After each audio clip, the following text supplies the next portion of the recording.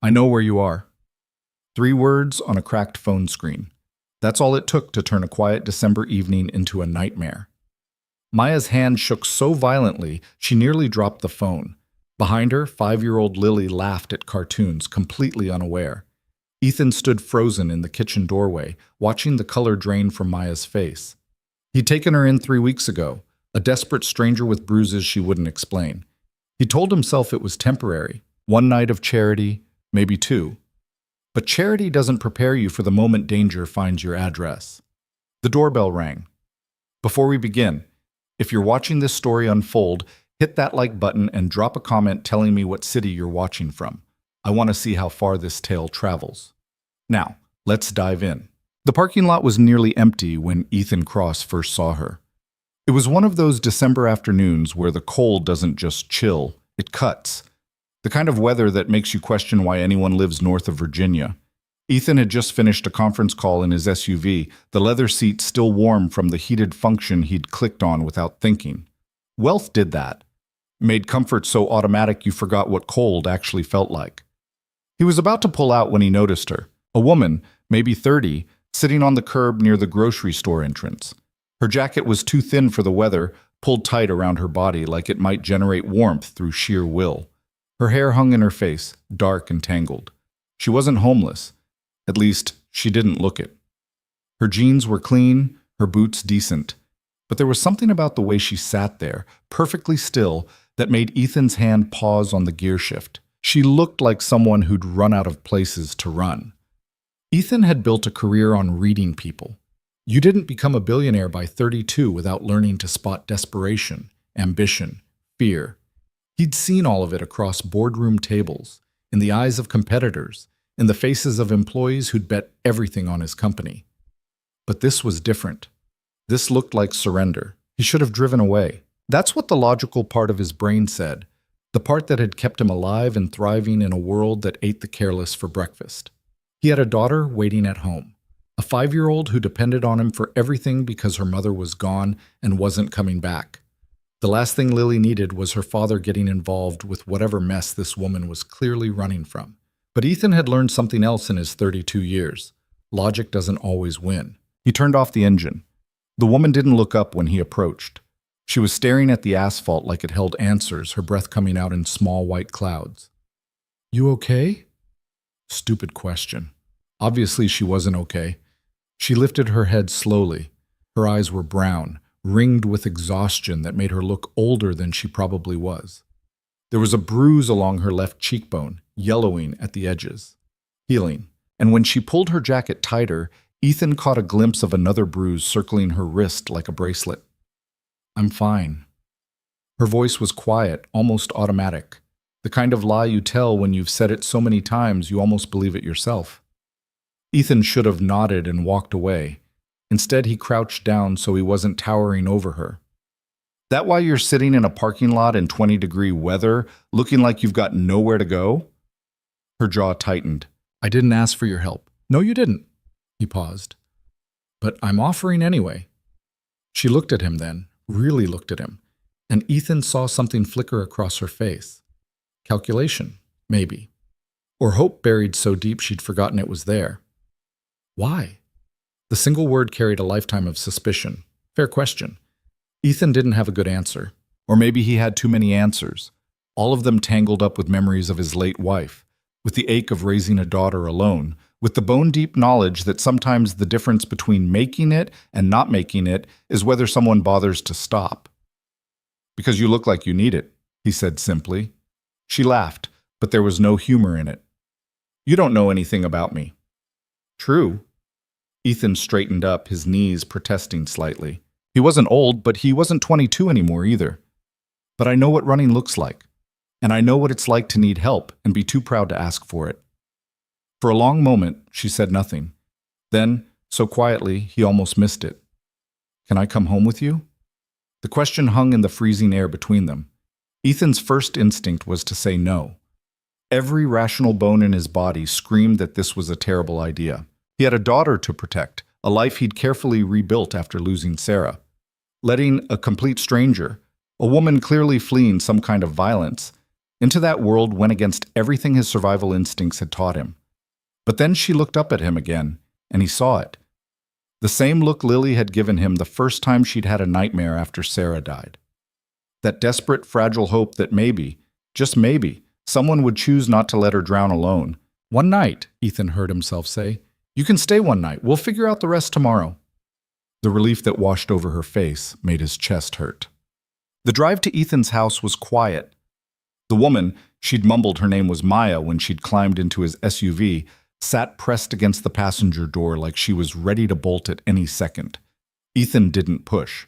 He'd done enough damage control in business meetings to recognize when silence was the better option.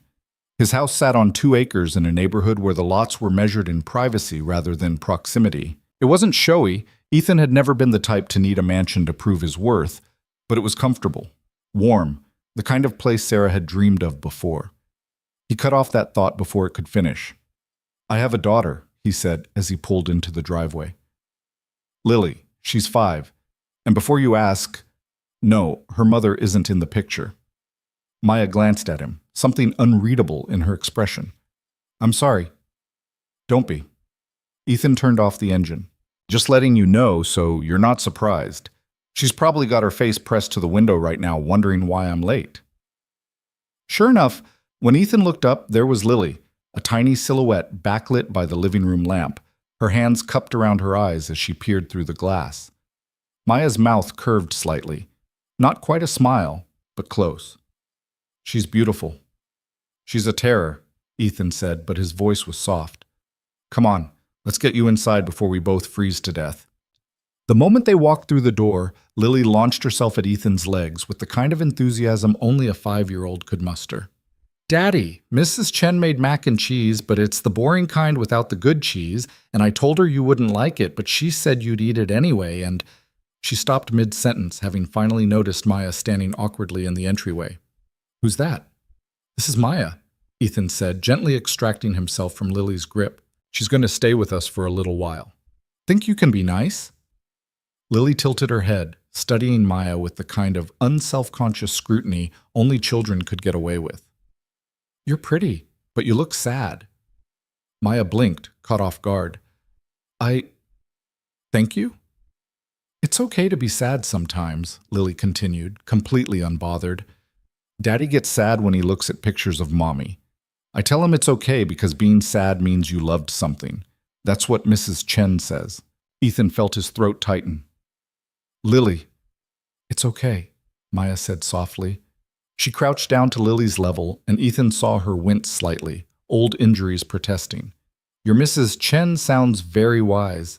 "She is," Lily beamed. "She's making dinner right now. Do you like mac and cheese? It's the boring kind, but Daddy says we should be grateful anyway." "I love mac and cheese," Maya said, and this time there was something genuine in her voice. "Boring kind or not." Lily grabbed her hand. "Come on, I'll show you my room." And just like that, the 5-year-old tornado swept Maya down the hallway, leaving Ethan standing alone in the foyer, wondering what the hell he'd just gotten himself into. Mrs. Chen was Ethan's saving grace, a 60-something woman who'd been helping with Lily since Sarah's death.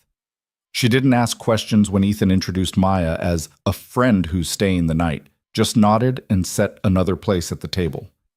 Dinner was awkward in the way these things always are. Lily chattered endlessly about her day, her upcoming school play, the gross boy in her class who ate paste.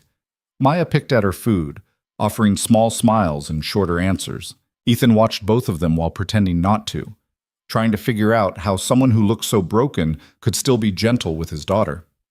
After Mrs. Chen left and Lily was tucked into bed, after 3 stories, 2 glasses of water, and 1 elaborate negotiation about whether stuffed animals needed their own blankets, Ethan found Maya standing in the living room, staring out the large window that overlooked the backyard. "She's asleep," he said. Maya didn't turn around. "She's special, your daughter." "Yeah." Ethan moved to stand beside her, keeping a respectful distance.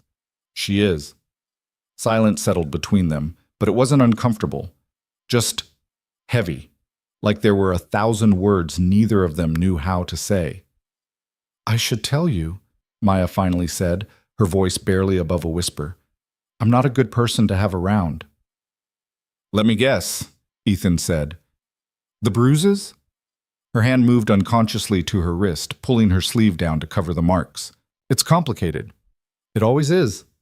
Ethan crossed his arms, not because he was angry, but because he didn't know what else to do with them. You don't have to tell me tonight. Hell, you don't have to tell me at all. But if you're staying under my roof, even for one night, I need to know if I should be worried about someone showing up looking for you. Maya's laugh was bitter. You should always be worried about that. There it was, the confirmation of what Ethan had already suspected. Ex-boyfriend? He asked. Ex-fiancé? The word came out like broken glass. Ryan. Ethan waited. Maya wrapped her arms around herself. He's not the kind of man who accepts no for an answer, about anything. The bruises suddenly made a lot more sense. How long since you left? 2 weeks. Maya's voice cracked slightly. I've been staying in shelters mostly, moving around. I thought if I kept moving, he wouldn't be able to find me. But? Ethan prompted gently. But he always finds me. She turned to look at him, and Ethan saw the exhaustion in her eyes, the kind that came from running on empty for too long. I don't know why I asked to come with you. I shouldn't have. It was selfish. I was so tired of being alone. Ethan understood that feeling more than he cared to admit. One night, he repeated. Tomorrow, we'll figure out what comes next. Together. But tonight, you sleep in a warm bed in a safe house. Deal? Maya nodded, not trusting herself to speak. Ethan showed her to the guest room, a space that hadn't been used since Sarah's sister visited last Christmas. It felt strange, letting someone into this part of the house. Strange, but not wrong. Bathroom's across the hall, he said. There should be extra towels in the closet. If you need anything, Ethan. Maya's voice stopped him at the door. Thank you. For not asking more questions, for not judging. He shrugged. Everyone's running from something. You're just more honest about it than most people. He closed the door behind him and stood in the hallway for a moment, listening to the house settle around him.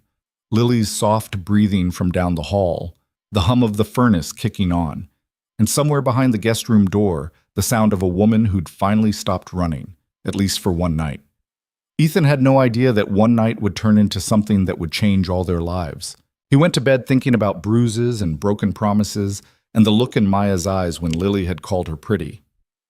He fell asleep not knowing that 3 weeks from now he'd be standing in this same hallway watching Maya's hands shake as she stared at a message on her phone. I know where you are. The next morning arrived with the kind of winter sunlight that promised nothing, cold and pale and indifferent. Ethan woke to find Lily already up, which was never a good sign. She was supposed to stay in bed until he came to get her, a rule established after the Great Pancake incident of last February. He found her sitting cross-legged outside the guest room door, clutching her favorite stuffed elephant. Lily, Ethan said, his voice still rough with sleep. What are you doing? Waiting, she whispered, as if that explained everything. Maya's still sleeping. I didn't want her to be scared when she woke up. Something in Ethan's chest twisted. That's very thoughtful, he said carefully. But maybe we should let her sleep as long as she needs to, okay? She's probably tired. Because she's sad?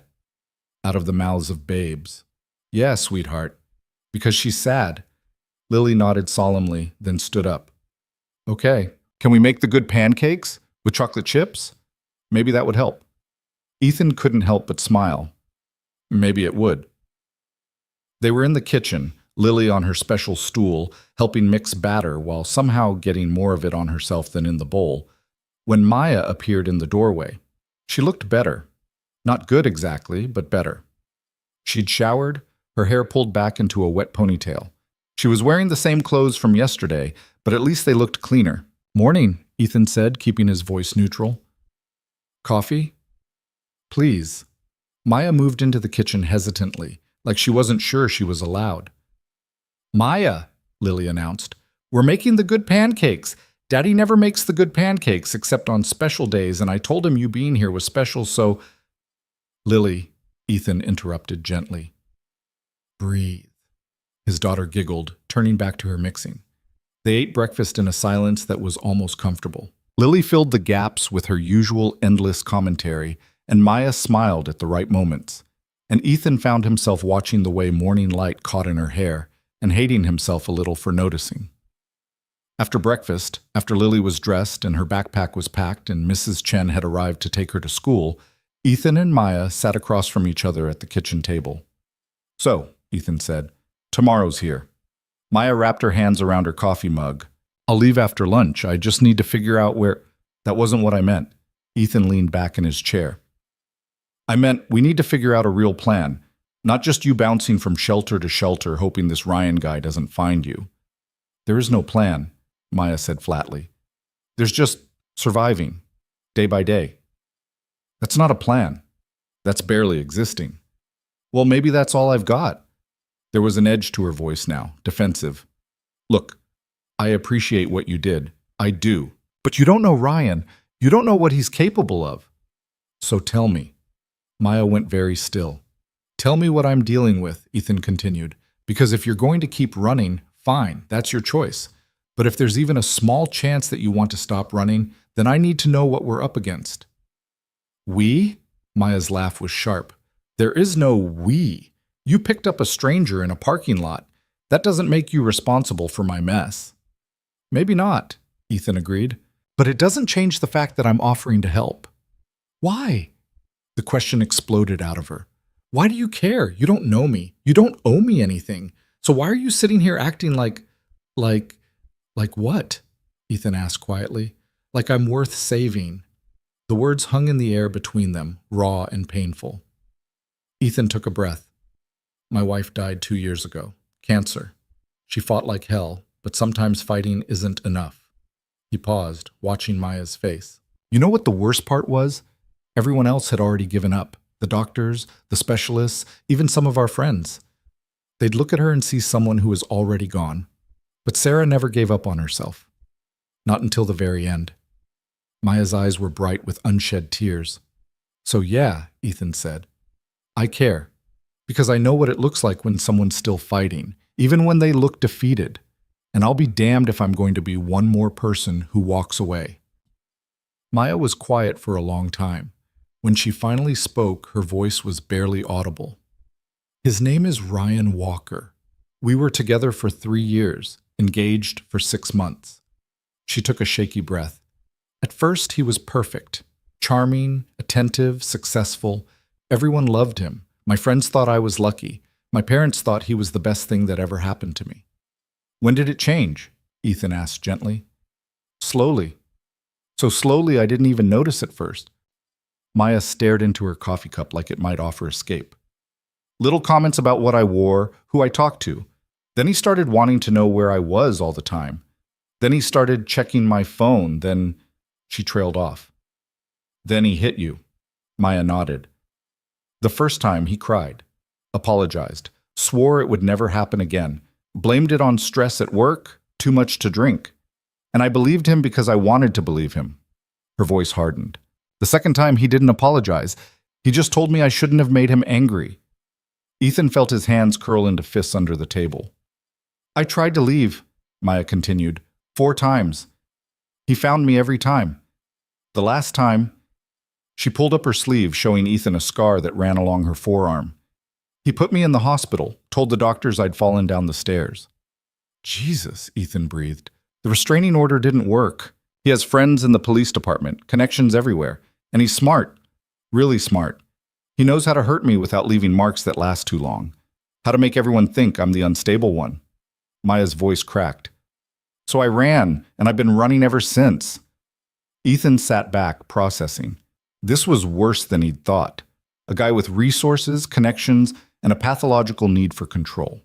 The kind of threat you couldn't just punch your way out of. "Does he know you're in the city?" Ethan asked. "I don't know. Maybe. Probably." Maya rubbed her face tiredly. "He's got people watching the shelters, places I used to go. That's why I've been moving around so much." "What about family, friends?" "He knows them all. They're the first places he'd look." She met Ethan's eyes. "I'm alone. Completely alone. And that's exactly how he wants me." Ethan made a decision. "Stay." Maya blinked. "What?" "Stay here. Not just for one night. Stay until we figure out a real solution." "Ethan, you can't—" I can, and I am.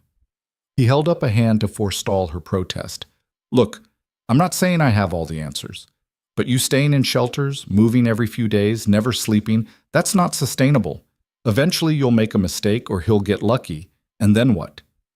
But Lily adores you already, Ethan said. And before you argue that you're putting her in danger, think about this. This house has a security system that would make Fort Knox jealous. I've got cameras, sensors, the works, and I've got resources Ryan probably doesn't know about. Lawyers, private investigators, people who owe me favors. Why would you do this? Maya asked again, but this time there was less disbelief and more desperate hope. Because someone needs to. Ethan leaned forward. And because I have a 5-year-old daughter who's going to grow up in a world where men like Ryan exist, maybe I can't protect every woman from guys like that. But I can protect you, if you'll let me. Maya was crying now, silent tears tracking down her cheeks. I don't know how to repay. I'm not asking you to repay anything, Ethan cut her off. I'm asking you to stay safe, to let someone help you for once. Can you do that? Maya nodded, not trusting herself to speak. Good. Ethan stood up. Then it settled. You'll stay here. We'll keep you off the grid, figure out the legal options, see what we can do about making sure Ryan can't find you. And if he does?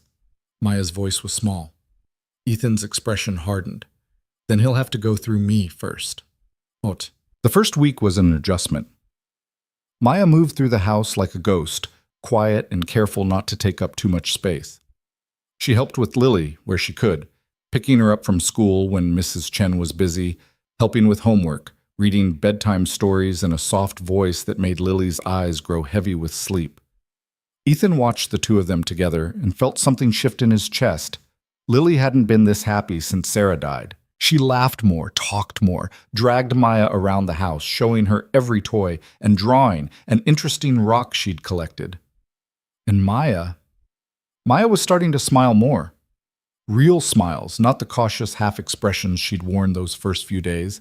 She still jumped at loud noises, still checked the locks on doors and windows obsessively, but slowly, so slowly, some of the tension began to leave her shoulders. Ethan kept his distance, mostly. He was in his home office during the day, handling business calls and video conferences. His company practically ran itself these days, which was both a blessing and a curse. It meant he had flexibility, but it also meant he had too much time to think. Too much time to notice the way Maya tucked her hair behind her ear when she was concentrating. Too much time to appreciate the sound of her laughter when Lily said something ridiculous. Too much time to remember what it felt like to want something besides just getting through the day. He shut those thoughts down as quickly as they appeared. Maya didn't need that from him. She needed safety, stability, protection, not some widower with boundary issues and a hero complex. But ignoring attraction was easier said than done. Daddy? Ethan looked up from his laptop to find Lily standing in his office doorway, clutching a piece of paper. What's up, Bug? Can Maya be my new mommy?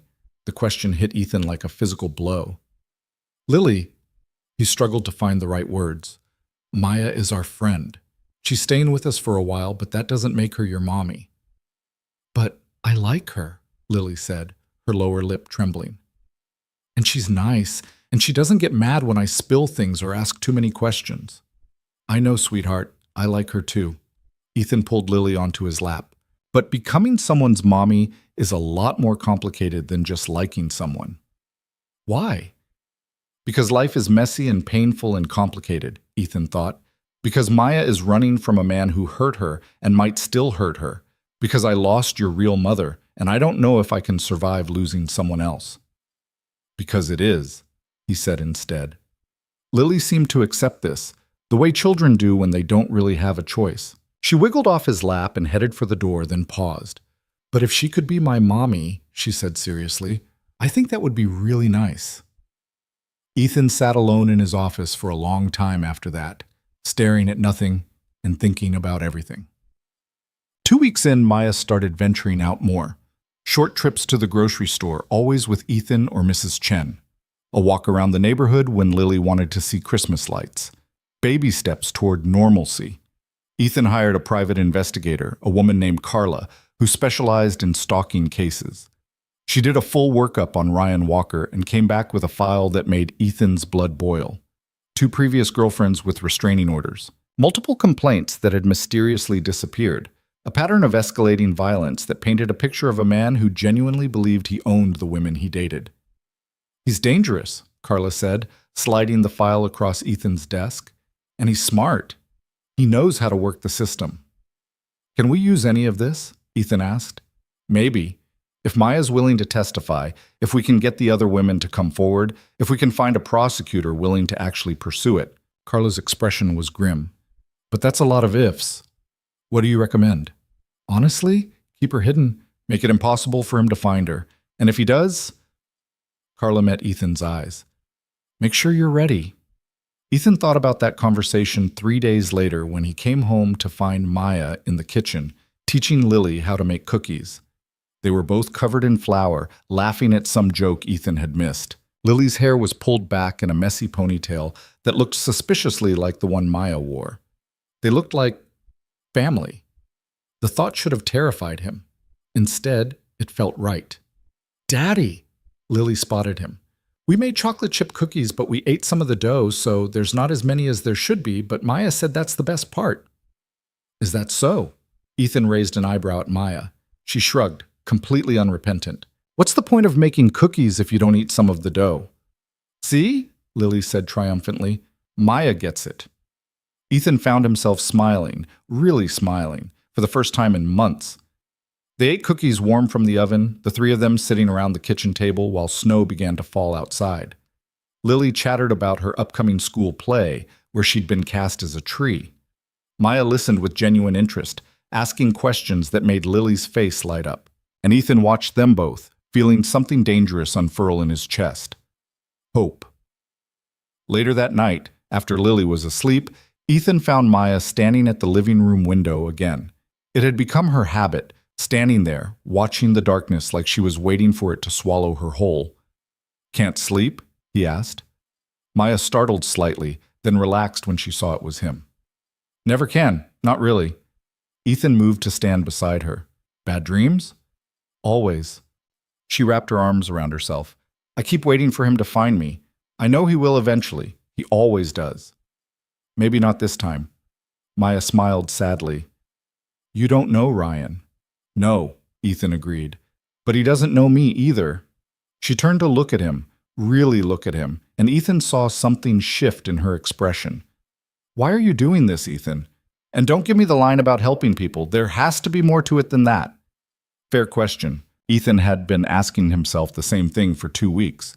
"When Sarah died," he said slowly, "I felt helpless. Completely, utterly helpless. I had all this money, all these resources, and none of it mattered. I couldn't save her." He paused. "Maybe I can't save you either. But at least I can try. At least I can do something." "I'm not your second chance," Maya said quietly. "I know." And he did. "But maybe you're just a chance. Period." They stood there in the darkness, 2 broken people trying to figure out how to be whole again, and Ethan let himself imagine, just for a moment, what it might be like if this lasted. If Maya stayed, if Lily got her wish, if he could figure out how to want something again without being terrified of losing it. 3 weeks later, on a cold night in late December, Maya's phone buzzed with a message. And everything changed. The phone sat on the kitchen counter like a bomb waiting to detonate.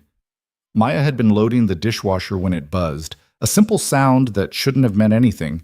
But the moment she saw the screen, her hand started shaking so badly she nearly dropped the plate she was holding. "I know where you are." 3 weeks of relative peace shattered in an instant. Ethan was upstairs reading to Lily, his voice a muffled rumble through the ceiling. Maya could hear her laugh at something, that bright, unselfconscious sound that had become as familiar as breathing. The normalcy of it made what was happening feel even more surreal. She picked up the phone with trembling fingers. The number was blocked, but she didn't need to see it to know who'd sent the message. She'd recognize Ryan's particular brand of menace anywhere. Another buzz, another message. Nice house. Very private. Good for keeping secrets. Maya's vision blurred. He knew. Somehow, despite all of Ethan's precautions, despite the security system and the careful movements and staying off social media, Ryan had found her. He always found her. A third message appeared. We need to talk. I'll be there in 10 minutes. Don't make this difficult, Maya. You know how I hate it when you make things difficult. The phone slipped from her hands and clattered onto the tile floor. Maya stood frozen, her mind a white noise of panic. 10 minutes. She had 10 minutes to… What? Run? She had nowhere to go. Hide. This wasn't her house, wasn't her sanctuary to defile with her mistakes. Tell Ethan. The thought cut through the static in her brain. She should tell Ethan. He'd said to come to him if anything happened, that they'd handle it together. But the stairs felt impossibly far away, and her legs wouldn't move. And all she could think about was Ryan's face the last time she'd tried to leave him. The cold fury in his eyes right before his fist connected with her ribs. Maya! She spun around to find Ethan standing in the kitchen doorway, his expression shifting from curious to alarmed in the space of a heartbeat. What happened? He was across the room in 3 strides, his hands on her shoulders, steadying her. Maya, talk to me. What's wrong? She couldn't form words, just pointed at the phone on the floor. Ethan picked it up, his jaw tightening as he read the messages. When he looked up, his eyes were hard in a way Maya had never seen before. How long? His voice was eerily calm. The first message came 2 minutes ago, Maya managed. He said he'd be here in 10 minutes. Ethan glanced at his watch. So 8 minutes from now. I'm sorry. The words tumbled out in a rush. I don't know how he found me. I've been so careful I didn't… Stop. Ethan's tone was firm, but not unkind. This isn't your fault. Do you understand me? This is not your fault. Maya nodded, not believing him for a second.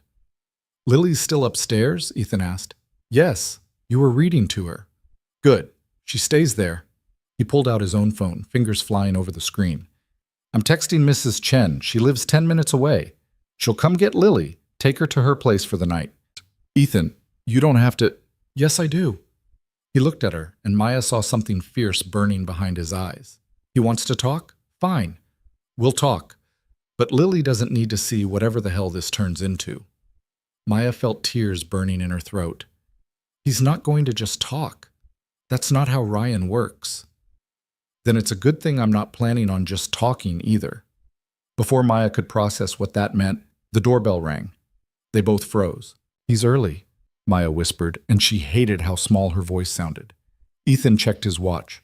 By 6 minutes, his mouth curved into something that wasn't quite a smile. Typical power play, trying to catch us off guard. It's working. Not for long. Ethan squeezed her shoulder once, then let go. Stay here. Do not come to the door. Understand? Ethan. Maya. He waited until she met his eyes. Trust me. Please. She wanted to tell him he didn't understand, that Ryan was dangerous in ways that money and security systems couldn't fix. But the doorbell rang again, longer this time, more insistent, and Ethan was already walking away.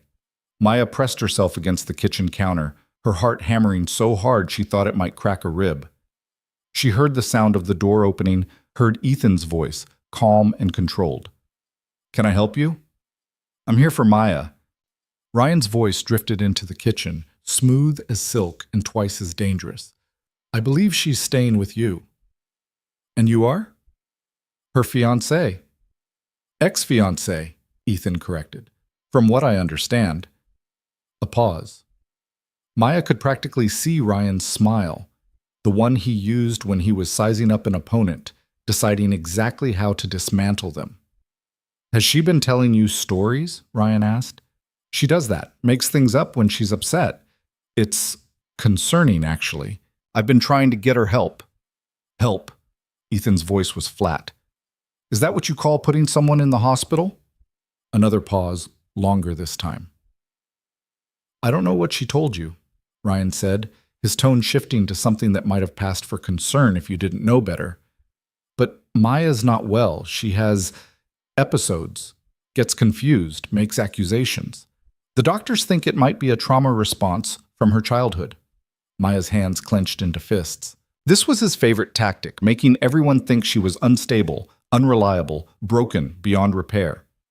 That's interesting, Ethan said, because I had a private investigator look into you. Want to know what she found? Silence.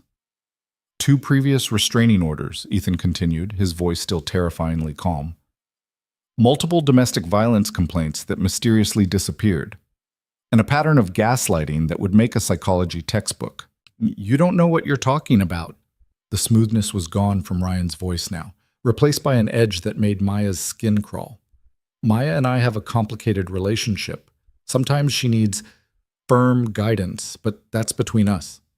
No, Ethan said. It's between you and a courtroom if you don't get off my property in the next 30 seconds. I'm not leaving without her. Yes, you are.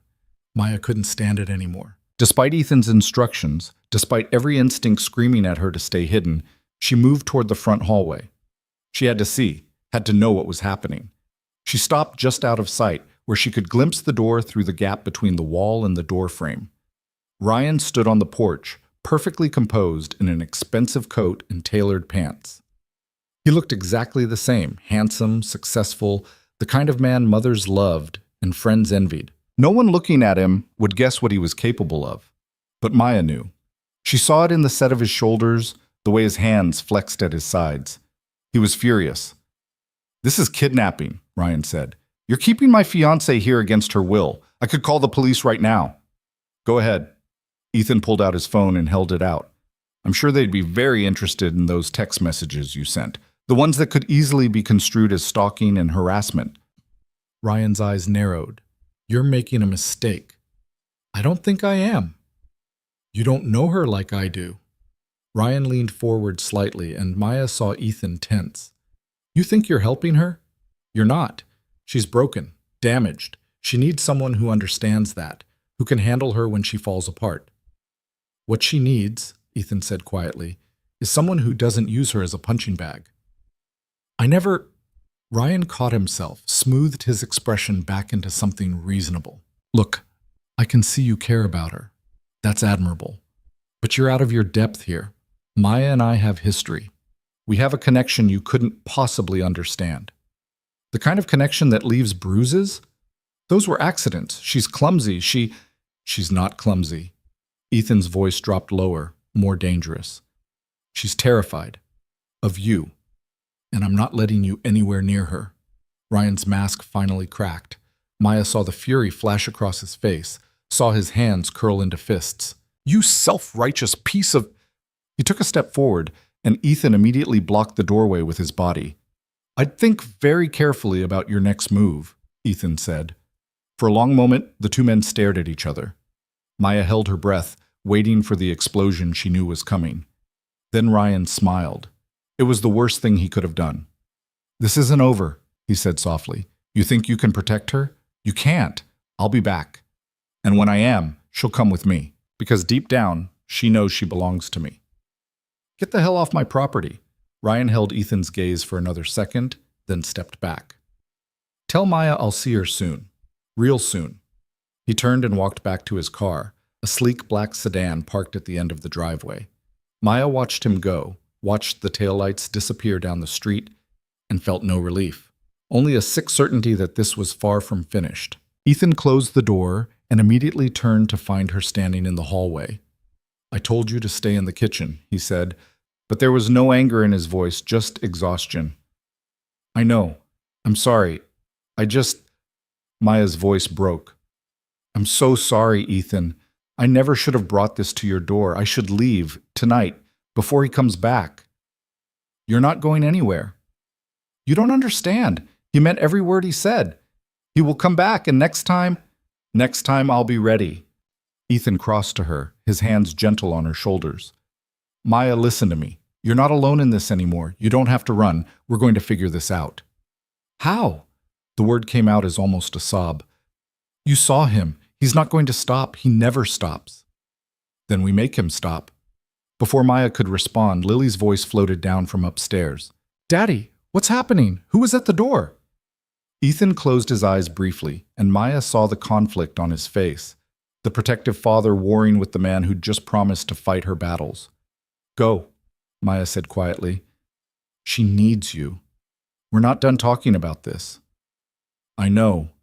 Ethan headed upstairs, and Maya sank down onto the bottom step, her legs finally giving out. Her hands were still shaking. Her whole body was shaking, actually, tremors running through her like aftershocks. Ryan had found her. Despite everything, despite all of Ethan's precautions and her own careful paranoia, he'd found her. And he'd stood on this porch, in this house, where she'd started to feel safe, and reminded her that safety was an illusion. She heard Ethan's voice upstairs, gentle and reassuring as he talked to Lily. Heard his daughter's, bright questions and his patient answers. This was his life, his world, and Maya was contaminating it with her poison. She should leave, should pack the few things she had and disappear into the night before Ryan made good on his promises, before Ethan got hurt trying to protect her, before Lily saw something no 5-year-old should ever witness. But when she tried to move toward the guest room and the small bag she kept packed out of habit, her body wouldn't cooperate. She just sat there on the stairs, crying silent tears and hating herself for being too weak to do the right thing. Mrs. Chen arrived 20 minutes later, her face creased with concern. Ethan must have explained something because she didn't ask questions, just collected Lily, who protested being taken away before bedtime, but was ultimately coaxed with promises of hot chocolate and staying up past her usual bedtime. After they left, the house felt enormous and empty. Ethan found Maya still sitting on the stairs. He sat down beside her without a word, their shoulders almost touching. "He's right, you know," Maya said into the silence. "I am broken." "No, you're not. I let him hurt me for 3 years. I believed his lies, his promises that he'd change. I let him convince me that I deserved it." She turned to look at Ethan. "That's not normal. That's not what healthy people do." "Abuse isn't about what you let happen," Ethan said quietly. "It's about what he chose to do. Those are very different things." "Is that what your therapist told you, after Sarah?" It was a low blow and Maya regretted it immediately, but Ethan just nodded. "Yeah, actually, among other things." He was quiet for a moment. "After Sarah died, I blamed myself for months. Thought if I'd caught the cancer earlier, found better doctors, tried experimental treatments. Took me a long time to accept that sometimes terrible things happen, and it's not about what we did or didn't do. That's different." "Is it?" Ethan looked at her. "You think Sarah wanted to leave Lily without a mother? You think she chose to get sick? No, she was a victim of her own body turning against her, the same way you were a victim of Ryan's need to control and hurt." Maya wanted to argue, but the words wouldn't come. "You survived," Ethan continued. "That's what matters. You're still here, still fighting, still trying. That's not broken. That's brave." "I don't feel brave." "Brave people never do. That's kind of the point." They sat in silence for a while, the house settling around them with small creaks and groans. "What do we do now?" Maya finally asked. "Now we make a plan." Ethan stood, offering her his hand. "Come on, coffee and strategy. It's how I built a company. Might as well try it on your ex." Despite everything, Maya felt a small smile tug at her lips. She took his hand and let him pull her up. In the kitchen, Ethan started coffee while Maya sat at the table, watching snow begin to fall outside. It was oddly peaceful, considering the chaos of the evening. "First thing tomorrow," Ethan said as he brought over 2 mugs, "we're upgrading the security. More cameras, better locks, maybe a panic button system." "Ethan, not negotiable." He sat across from her. "Second, we're getting in touch with a lawyer. A real one, someone who specializes in stalking and domestic violence cases. We're going to see what legal options we have." "The restraining order didn't work before," Maya said. "Because you were alone and he knew it. You're not alone anymore." Ethan pulled out his phone, scrolling through contacts. "I know people, Maya. People with influence, connections. We're going to use every resource available." "Why?" The question escaped before she could stop it. "Why are you doing all this? You barely know me. I've been here less than a month. This isn't your problem to solve." Ethan set down his phone and looked at her for a long moment. "You want the truth?" he asked. "Please. Because when I look at you, I don't see someone who needs saving. I see someone who's been fighting a war nobody else could see, and you've been doing it completely alone." He paused. "And maybe because Lily looks at you like you hung the moon. Or maybe because I've spent 2 years just going through the motions, and having you here has reminded me what it feels like to actually give a damn about something." Maya's throat tightened. "Or maybe," Ethan continued, his voice softer now. It's because I'm tired of standing on the sidelines. I couldn't save Sarah, but I can help you, if you'll let me. I'm scared, Maya whispered. I know, me too. Of what? Ethan smiled, but it was sad around the edges. Of caring about someone again, of losing them, of not being enough when it counts. He met her eyes. But I'm more scared of doing nothing and watching you disappear because you think you have to handle this alone. Maya felt something shift in her chest, like a door opening that she'd kept locked for years. Okay, she said. Okay? Okay, I'll let you help. I'll stop trying to run. We'll figure it out together. Relief washed over Ethan's face. Thank you. They spent the next hour making lists, researching lawyers, discussing security options. It felt almost normal, like they were planning a business strategy instead of preparing for a potential stalker. But normal was good. Normal meant not drowning in panic. Around midnight, Maya finally admitted she was exhausted.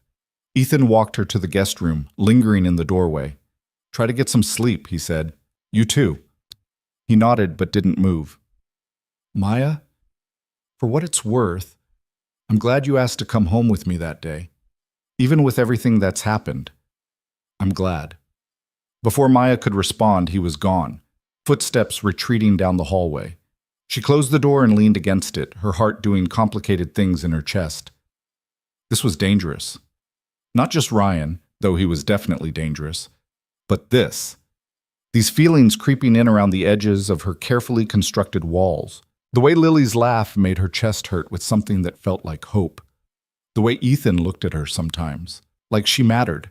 She couldn't afford feelings. Not now. Maybe not ever. But as she lay in bed that night, staring at the ceiling and listening to the house breathe around her, Maya couldn't help but wonder what it might be like if she could. If she could let herself want this, the warmth, the safety, the family. If she could let herself want him. The thought terrified her more than Ryan ever could. Outside, snow continued to fall, blanketing the world in white silence. And somewhere out there, Ryan was planning his next move, waiting for his moment. But inside this house, for just one night, Maya let herself believe that maybe, just maybe, she didn't have to face it alone. She fell asleep thinking about Ethan's words. You're not alone anymore. And for the first time in 3 years, she almost believed it. The next morning arrived too quickly. Maya woke to find sunlight streaming through the window and the smell of bacon drifting up from the kitchen. For a moment, one beautiful, disoriented moment, she forgot where she was and why. Then reality crashed back in. Ryan. The messages, the confrontation. Maya sat up, her body aching with tension she'd carried through the night despite her exhaustion. She checked her phone. No new messages. That should have been reassuring. Instead, it felt like the quiet before a storm. Downstairs, she found Ethan already dressed, cooking breakfast with the kind of focused intensity that suggested he'd barely slept. Morning, he said without looking up. Coffee's fresh. Thanks. Maya poured herself a cup, wrapping her hands around the mug for warmth. Where's Lily? Still at Mrs. Chen's, I thought. He flipped a piece of bacon. I thought maybe she should stay there one more day, just until we get the security upgraded. When did you sleep? I didn't. Ethan finally looked at her, and Maya saw the shadows under his eyes. I was up making calls, pulling strings. The security company's coming at 9, lawyers squeezing us in at 2. Ethan, don't. He held up a hand. Don't tell me I'm doing too much, or that you don't deserve this. We're past that. Maya closed her mouth, swallowing the protest. They ate breakfast in relative silence, both lost in their own thoughts. Maya kept glancing at her phone, waiting for it to buzz with another message from Ryan. The fact that it stayed quiet somehow made everything worse. The security company arrived exactly at 9. 2 men with tablets and serious expressions who spent 3 hours installing cameras, upgrading locks, and setting up a panic button system that would alert both the police and Ethan's phone simultaneously. Military grade, one of them explained to Maya as he showed her how the panic button worked. You press this, and help's coming. Period. Maya nodded, trying not to think about the circumstances under which she might need to use it. By noon, the house looked the same, but felt different. Safer. More fortified. like a castle preparing for siege. "This feels excessive," Maya said as she watched Ethan review the camera feeds on his laptop. "Good." He didn't look up. "Excessive means thorough. Thorough means we don't miss anything."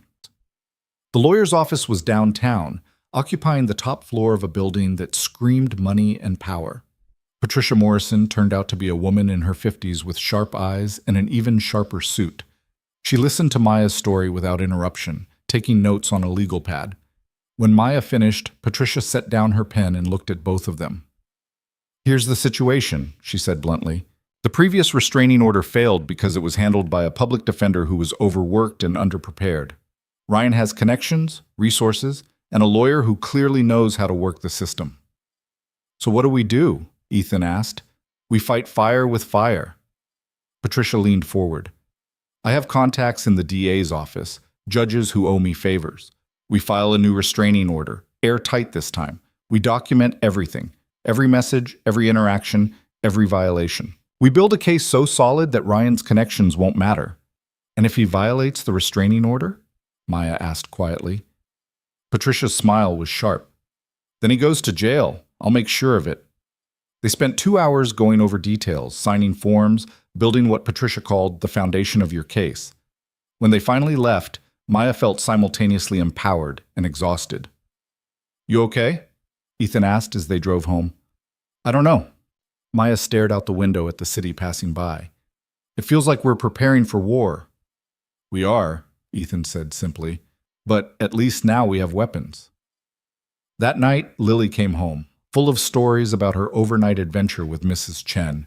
She chattered through dinner, oblivious to the tension radiating from both adults.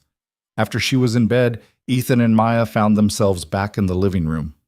"Thank you," Maya said into the quiet, "for everything you did today. The security, the lawyer, all of it. You don't have to keep thanking me." "Yes, I do." She turned to face him. "Because nobody's ever done something like this for me before. Nobody's ever—" She trailed off, struggling for words. "What?" Ethan prompted gently. "Believed me," Maya finished. "Everyone else, my friends, my family, they all thought I was exaggerating or being dramatic. Or they'd tell me to just leave like it was that simple. But you—" She swallowed hard. "You just believed me." "Of course I believed you." Ethan looked genuinely confused. "Why wouldn't I?" And that, Maya realized, was the difference. Ethan lived in a world where his word mattered, where people took him seriously. He couldn't conceive of someone not being believed because it had probably never happened to him. "Thank you anyway," she said softly. They stayed up late, talking about nothing and everything. Ethan told her about building his company, about the early days when he'd worked 18-hour shifts and survived on coffee and determination. Maya found herself sharing stories from before Ryan, college adventures, terrible first jobs, dreams she'd abandoned along the way. It felt good, normal, like they were just two people getting to know each other, not two people preparing for a battle. When Maya finally went to bed, she found herself smiling despite everything, found herself thinking that maybe, just maybe, things might actually work out. She should have known better. Hope, Maya had learned, was just another way of setting yourself up for disappointment. And Ryan was very good at disappointment. 3 days passed in tense quiet. The restraining order was filed. The security system hummed along, recording everything, seeing everything. Maya checked the camera feeds obsessively, watching for any sign of Ryan's black sedan, any shadow that didn't belong. Nothing. The silence should have been comforting. Instead, it felt like being stalked by a ghost. Ethan threw himself into work, taking calls in his office, with the door cracked open so he could hear if anything happened. Lily seemed to sense something was wrong despite their best efforts to act normal. She clung to Maya more than usual, asked fewer questions, watched them both with eyes too old for her face. On the 4th day, Maya woke up and decided she was done hiding. She found Ethan in the kitchen, already on his 2nd cup of coffee and his first conference call of the morning. He held up a finger, 1 minute, and she nodded, pouring herself coffee and trying to ignore how domestic this all felt. How right. When he finally hung up, she didn't give him a chance to speak first. "I need to get out of this house." Ethan lowered his coffee mug slowly. "Maya, I'm going insane," she cut him off. I've been staring at these walls for 4 days, jumping at every sound, watching those camera feeds until my eyes burn. I need air.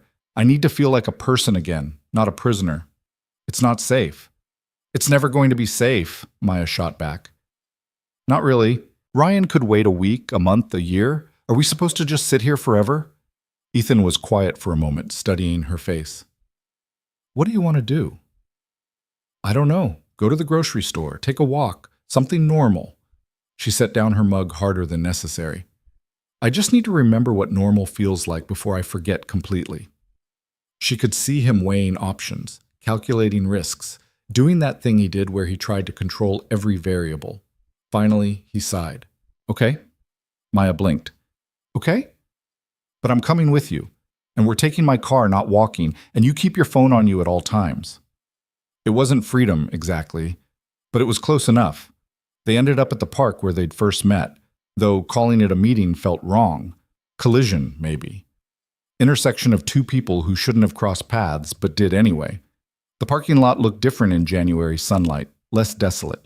There were other cars now, families with kids bundled in puffy coats, couples walking dogs, joggers pretending the cold didn't hurt their lungs.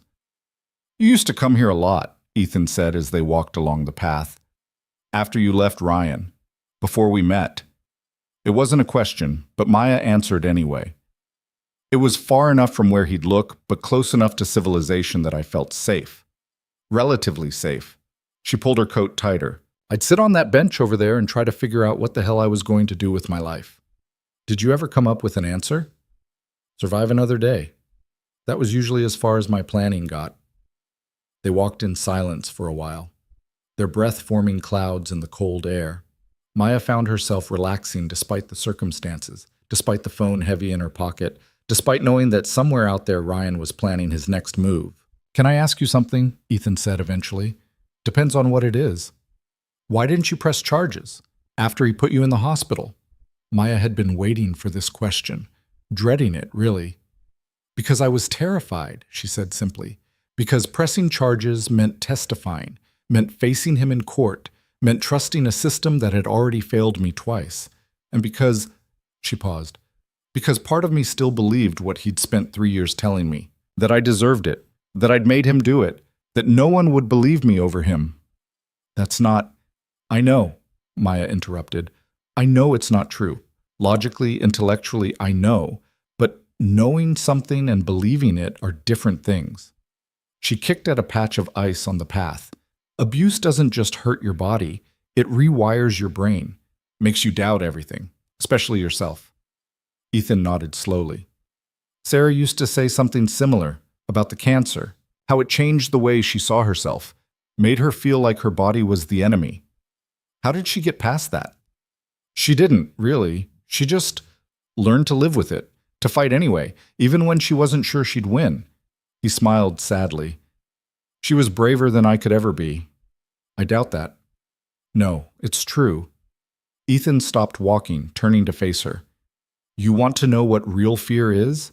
It's watching someone you love suffer and not being able to fix it. It's holding her hand while she goes through treatment after treatment, knowing that all your money, all your connections, all your power means absolutely nothing. I would have traded places with her in a heartbeat. I would have given everything, but I couldn't. All I could do was watch. Maya saw the grief written across his face and felt her throat tighten. I'm sorry. Don't be. I'm not telling you this for sympathy. He started walking again, slower now. I'm telling you because I understand feeling helpless. And I understand why you didn't press charges. Fear isn't rational. It just is. They completed another lap around the park in comfortable silence. A kid shrieked with laughter near the playground, chasing a dog that was definitely too big for him to control. His mother called out something stern but amused. It was so normal it hurt. Thank you, Maya said quietly, for bringing me here, for understanding. You don't have to thank me for basic human decency. Maybe not, but I'm going to anyway. When they got back to the car, Ethan paused before starting the engine. Maya, I need to tell you something. The serious tone made her stomach drop. What? Lily asked me this morning when you're going to be her new mommy. Oh. She's 5, Maya said quickly. She doesn't understand. I know. I told her that, but Ethan drummed his fingers on the steering wheel. The thing is, I don't think she's entirely wrong to wonder. Maya's heart stopped. What? About you staying. Long term, I mean.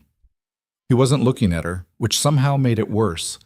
We haven't really talked about what happens after. After the restraining order, after Ryan backs off, if he backs off. What your plans are. I don't have plans, Maya admitted. I've been taking it day by day, remember? Right. Ethan finally met her eyes. But what if you didn't have to? What if you could just stay? Ethan, not because you need to, he continued quickly. Not because you're hiding or afraid, but because you want to.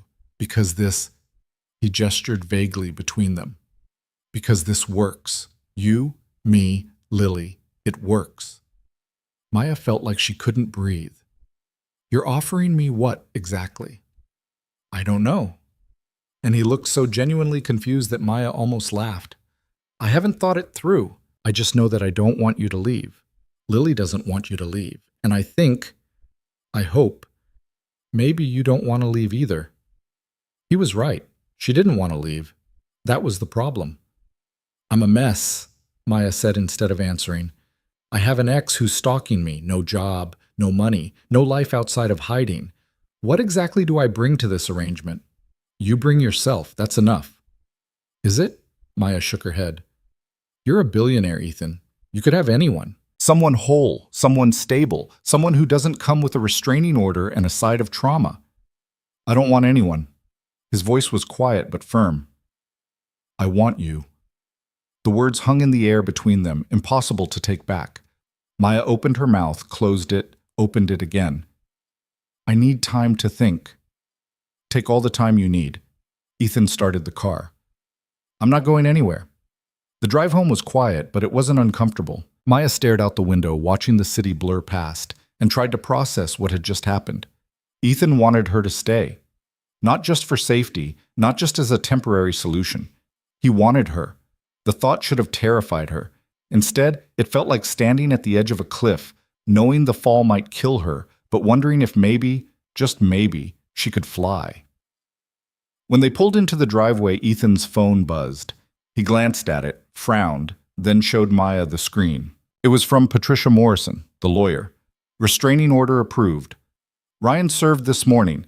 He's officially barred from contacting you or coming within 500 feet. Violation means immediate arrest. Maya read it twice, then a third time, trying to make the words feel real. It's done, she whispered. It's done, Ethan confirmed. For the first time in weeks, maybe months, Maya felt something loosen in her chest. Not relief, exactly. More like the first breath after being underwater too long. They celebrated that night with pizza and a movie that Lily picked out. Something animated with talking animals and too many musical numbers. Lily sat between them on the couch, her head on Maya's shoulder, her feet in Ethan's lap, completely content. Halfway through the movie, she fell asleep. Should we move her? Maya whispered. In a minute. Ethan adjusted the blanket over his daughter. She's comfortable. They watched the rest of the movie in near silence, neither wanting to disturb Lily.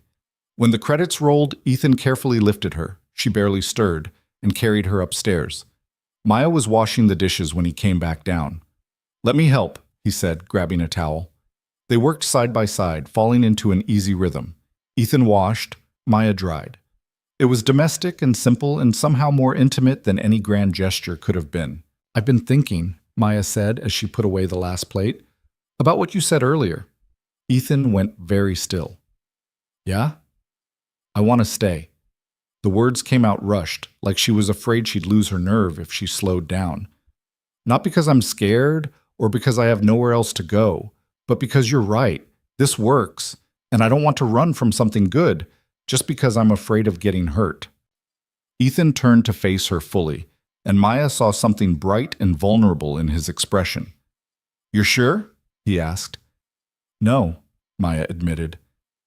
I'm terrified, but I'm also tired of letting fear make all my decisions. Ethan reached out slowly, giving her time to pull away, and cupped her face in his hand. His thumb brushed her cheek gently. I'm scared too. he said softly. Of this, of us, of what it means. But I think you're worth being scared for. Maya leaned into his touch, closing her eyes. What if I mess this up? Then we'll figure it out together. What if Ryan? Then we'll handle it together. What if... Ethan kissed her. It was gentle, careful, asking rather than demanding. Maya froze for half a second, then kissed him back, her hands coming up to rest on his chest. She could feel his heartbeat under her palm, quick and nervous, matching her own. When they finally pulled apart, Ethan rested his forehead against hers. Was that okay? He asked, slightly breathless. Maya laughed, surprising herself. Yeah, that was very okay. They stood like that for a long moment, neither quite willing to let go, both processing what had just shifted between them. We should probably talk about this, Ethan said eventually. Set expectations, figure out what this means. Tomorrow, Maya interrupted. Let's just let this be enough for tonight. Tomorrow, Ethan agreed. They didn't kiss again. Not that night. But when Maya went to bed, she couldn't stop smiling. She felt lighter than she had in years, like some weight she'd been carrying had finally been set down. She should have known the universe doesn't let happy moments last. The next week passed in a blur of careful happiness. Maya and Ethan didn't rush anything. There were no grand declarations or dramatic changes. Just small moments of connection. Hands brushing as they passed in the hallway. Lingering looks across the dinner table. Conversations that stretched late into the night. Lily noticed, of course. 5-year-olds noticed everything. Are you and Daddy dating? She asked Maya one afternoon while they were coloring at the kitchen table. Maya nearly choked on her water. What makes you ask that? Because he smiles at you the way he used to smile at Mommy in pictures. Lily didn't look up from her drawing. And you smile back, that's dating. It's complicated, Maya said, which was the truth, if not the whole truth. Grown-ups always say that when they don't want to explain. Lily switched to a purple crayon. But it's okay. I like it when Daddy's happy, and I like you. I like you too, sweetheart. Good, Lily beamed at her, because if you're going to be my new mommy, we should probably like each other. Maya wanted to correct her, to explain that it didn't work like that, but Lily had already moved on to a new topic, something about a boy at school who could burp the alphabet. That night, Maya told Ethan about the conversation. She's getting attached, Maya said, worried. What if this doesn't work out? What if it does? Ethan countered. What if we stop waiting for disaster and just let ourselves have this? Since when are you the optimist? Since I met someone who makes me want to try. They were in the living room, sitting on opposite ends of the couch like teenagers afraid of their own attraction. It would have been funny if it wasn't so sweet. Come here, Ethan said softly. Maya hesitated for only a second before sliding across the cushions to curl into his side. He wrapped an arm around her shoulders, and she rested her head on his chest, listening to his heartbeat. This is nice, she murmured. Yeah, it is. They stayed like that for a long time, not talking, just existing together. Maya felt herself relaxing completely for the first time since before Ryan. Maybe longer. She was nearly asleep when her phone buzzed. She ignored it at first, too comfortable to move, but it buzzed again and again. Ethan felt her tense. What is it?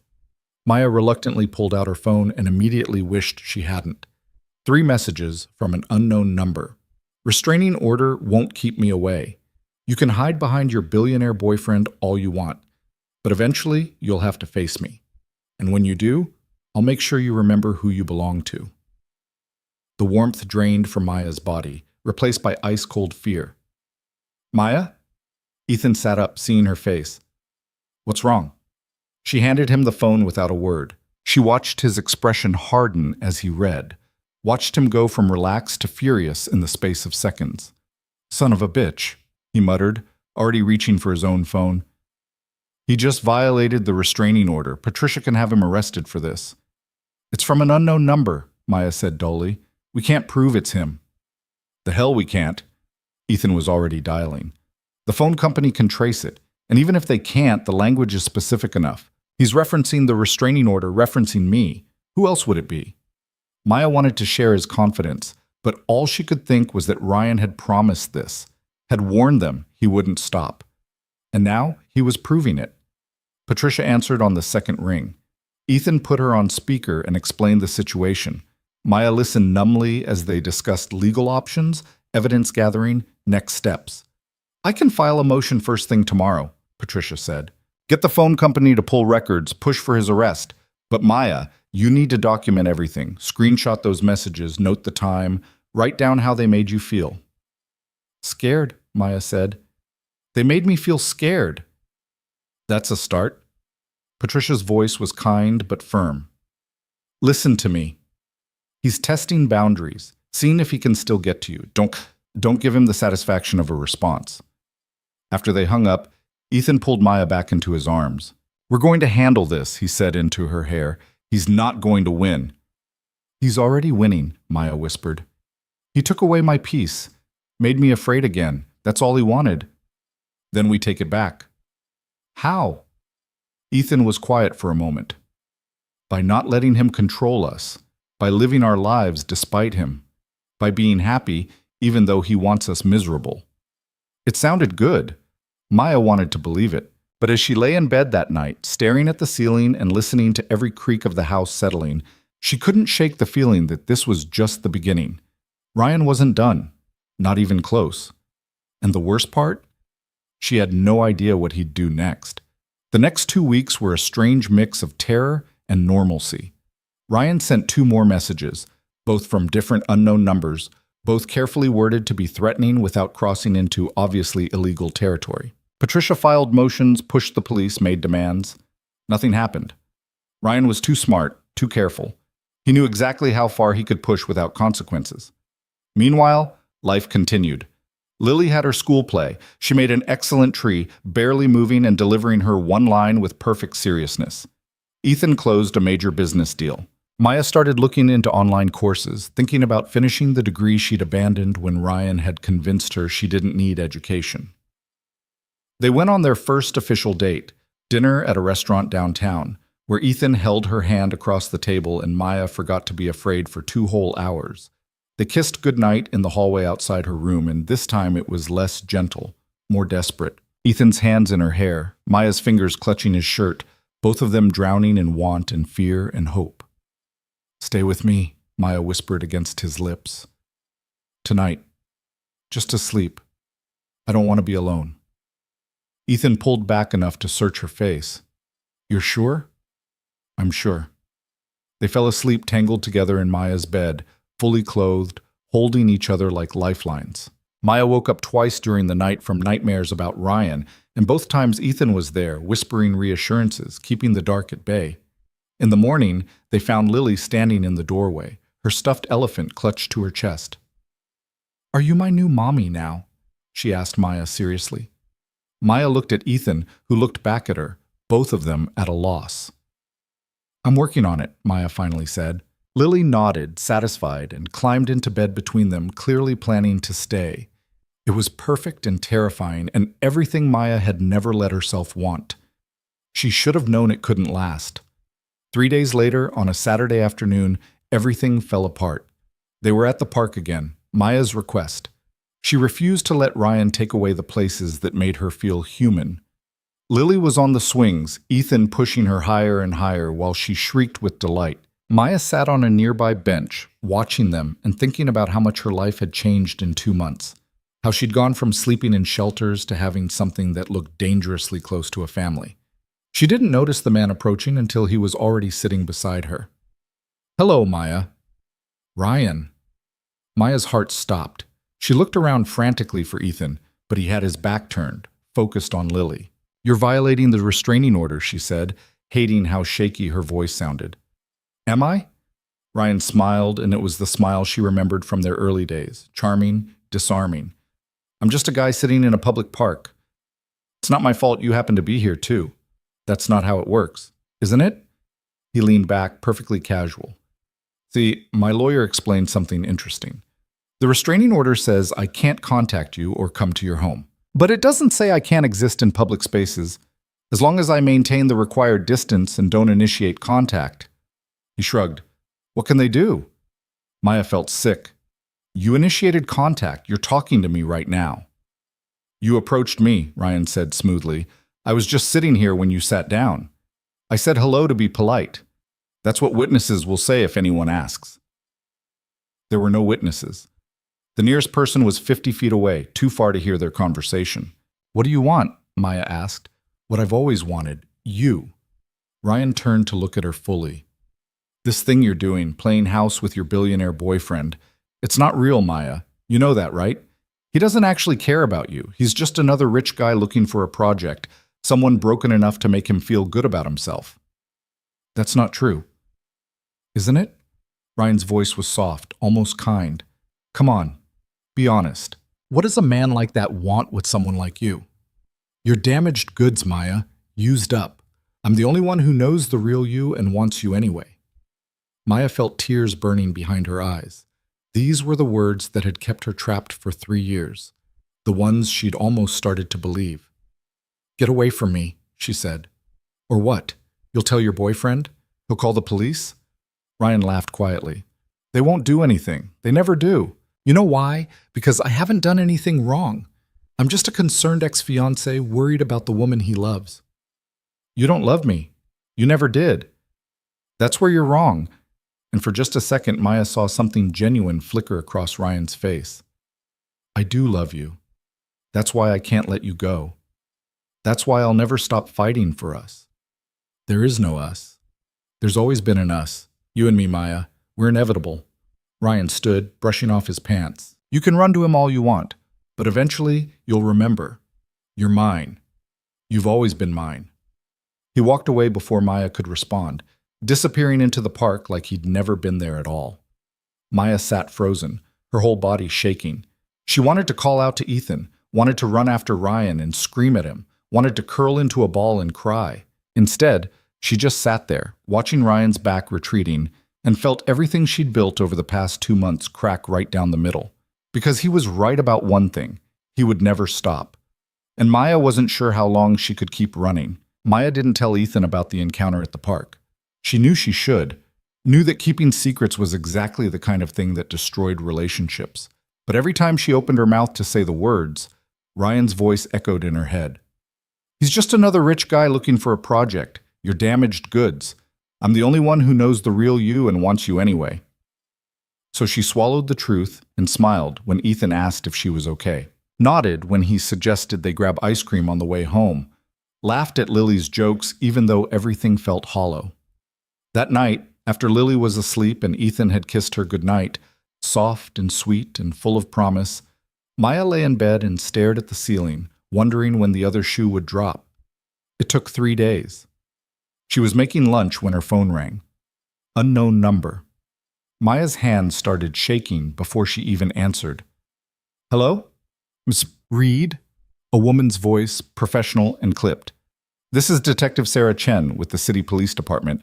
I need to ask you some questions about Ryan Walker. Maya's stomach dropped. What about him? He's filed a complaint. Says you've been harassing him, making false accusations, using your relationship with Ethan Cross to intimidate him. A pause.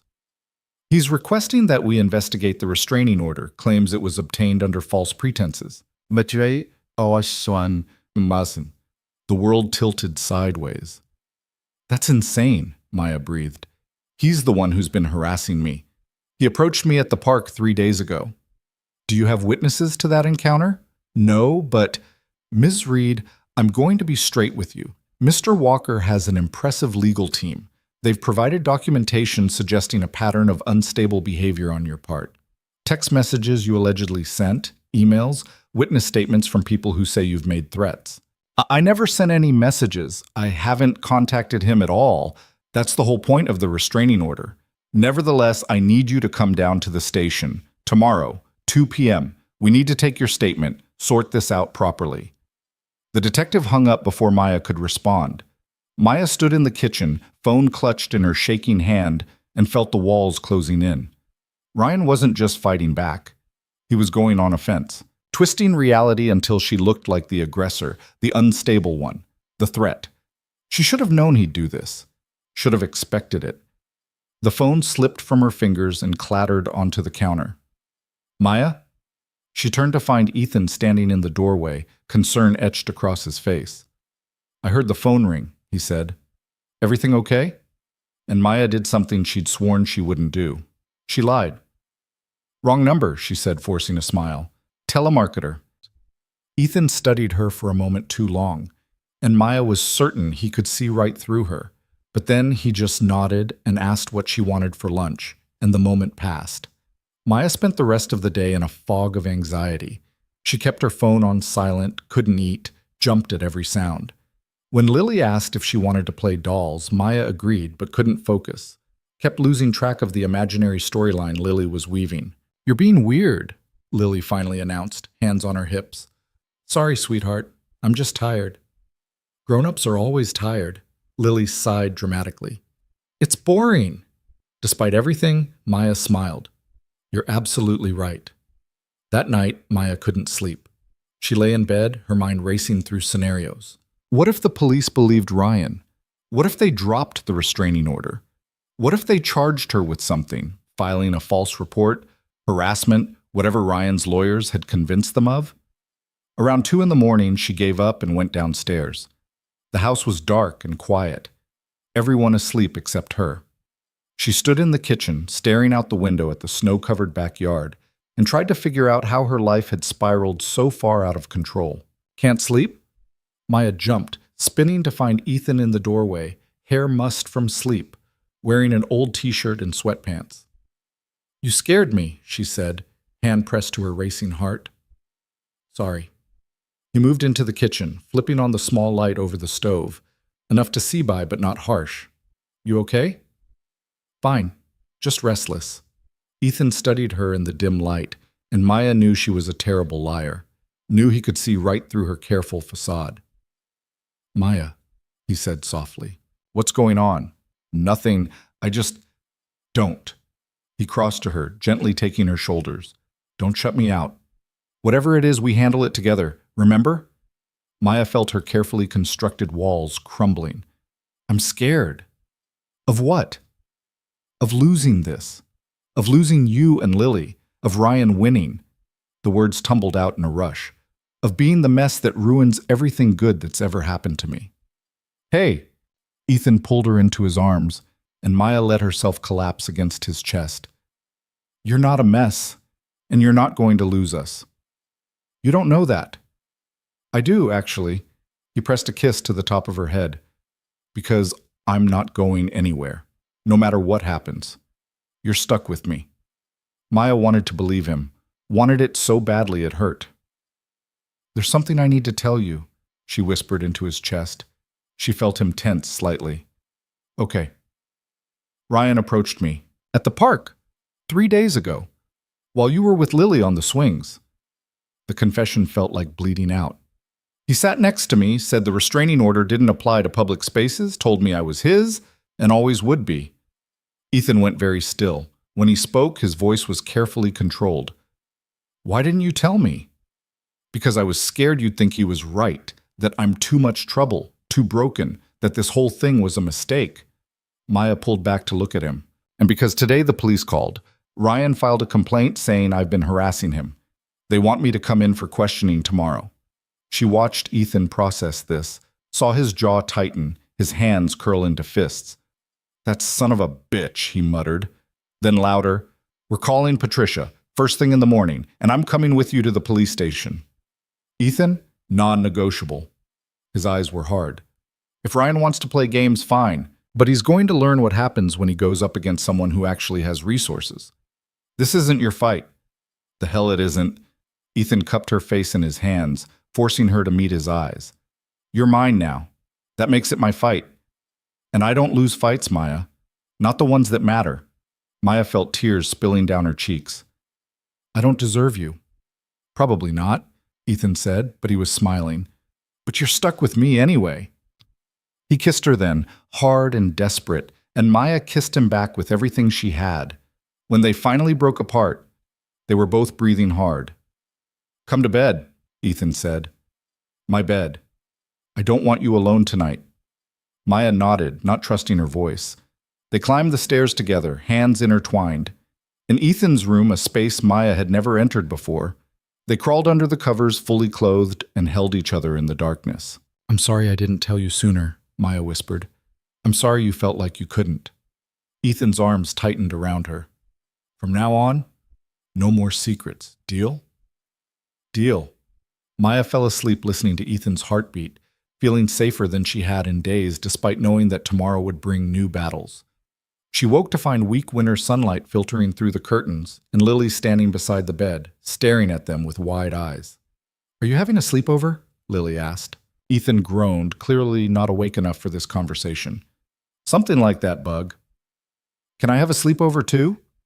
Before either adult could respond, Lily had climbed onto the bed and wedged herself between them, her stuffed elephant clutched to her chest. "There," she announced, satisfied. "Now it's a real family sleepover." Maya met Ethan's eyes over Lily's head, saw him trying not to laugh. Despite everything, despite Ryan and the police and the terror of what the day might bring, Maya found herself smiling. This was worth fighting for. They had breakfast as a family, pancakes that Lily insisted on helping make, which meant more batter on the counter than in the pan. Ethan called Patricia, explained the situation, and Maya listened to him speak with the kind of authority that came from never having to doubt himself. She envied that confidence. Patricia arrived at the house 30 minutes before they needed to leave for the police station. She was all business, her briefcase full of documents, her expression sharp. "They're bluffing," she said after reviewing everything. "Ryan's trying to muddy the waters, make you look unstable so the restraining order gets dropped. But we have documentation, medical records from when he put you in the hospital, statements from the shelter workers, the text messages he sent after the restraining order was filed." "What if they don't believe me?" Maya asked. "Then we make them believe you." Patricia's smile was fierce. "Trust me, I've dealt with cases like this before. Ryan Walker might have connections, but I have evidence, and evidence wins." The police station was exactly as depressing as Maya expected. Fluorescent lights, beige walls, the smell of burnt coffee, and resignation. Detective Chen turned out to be a woman in her 40s with tired eyes and a wedding ring she kept twisting on her finger. She led them to an interview room and gestured for Maya to sit. Ethan tried to follow, but the detective shook her head. "Just Ms. Reed for now." "I'm her lawyer," Patricia said smoothly. "I stay with my client." Detective Chen considered this, then nodded. "Fine, but you," she pointed at Ethan, "wait outside." Ethan looked like he wanted to argue, but Maya touched his hand. "It's okay. I'll be right outside," he promised. The interview was grueling. Detective Chen went through every detail of Maya's relationship with Ryan, questioned every inconsistency, probed every gap in her story. She showed Maya printouts of text messages allegedly sent from Maya's number, messages threatening Ryan, begging him to take her back, accusing him of things. "I never sent these," Maya said, her voice shaking. "My phone was stolen 6 months ago. He must have cloned it somehow, or—" "That's a very convenient explanation," Detective Chen said. "It's the truth." Patricia leaned forward. "Detective, my client reported that phone stolen. There's a police report filed in August. I have a copy right here." She slid a document across the table. "And if you check the metadata on those text messages, I'm willing to bet they were sent from a device other than Ms. Reed's current phone." Detective Chen frowned, studying the document.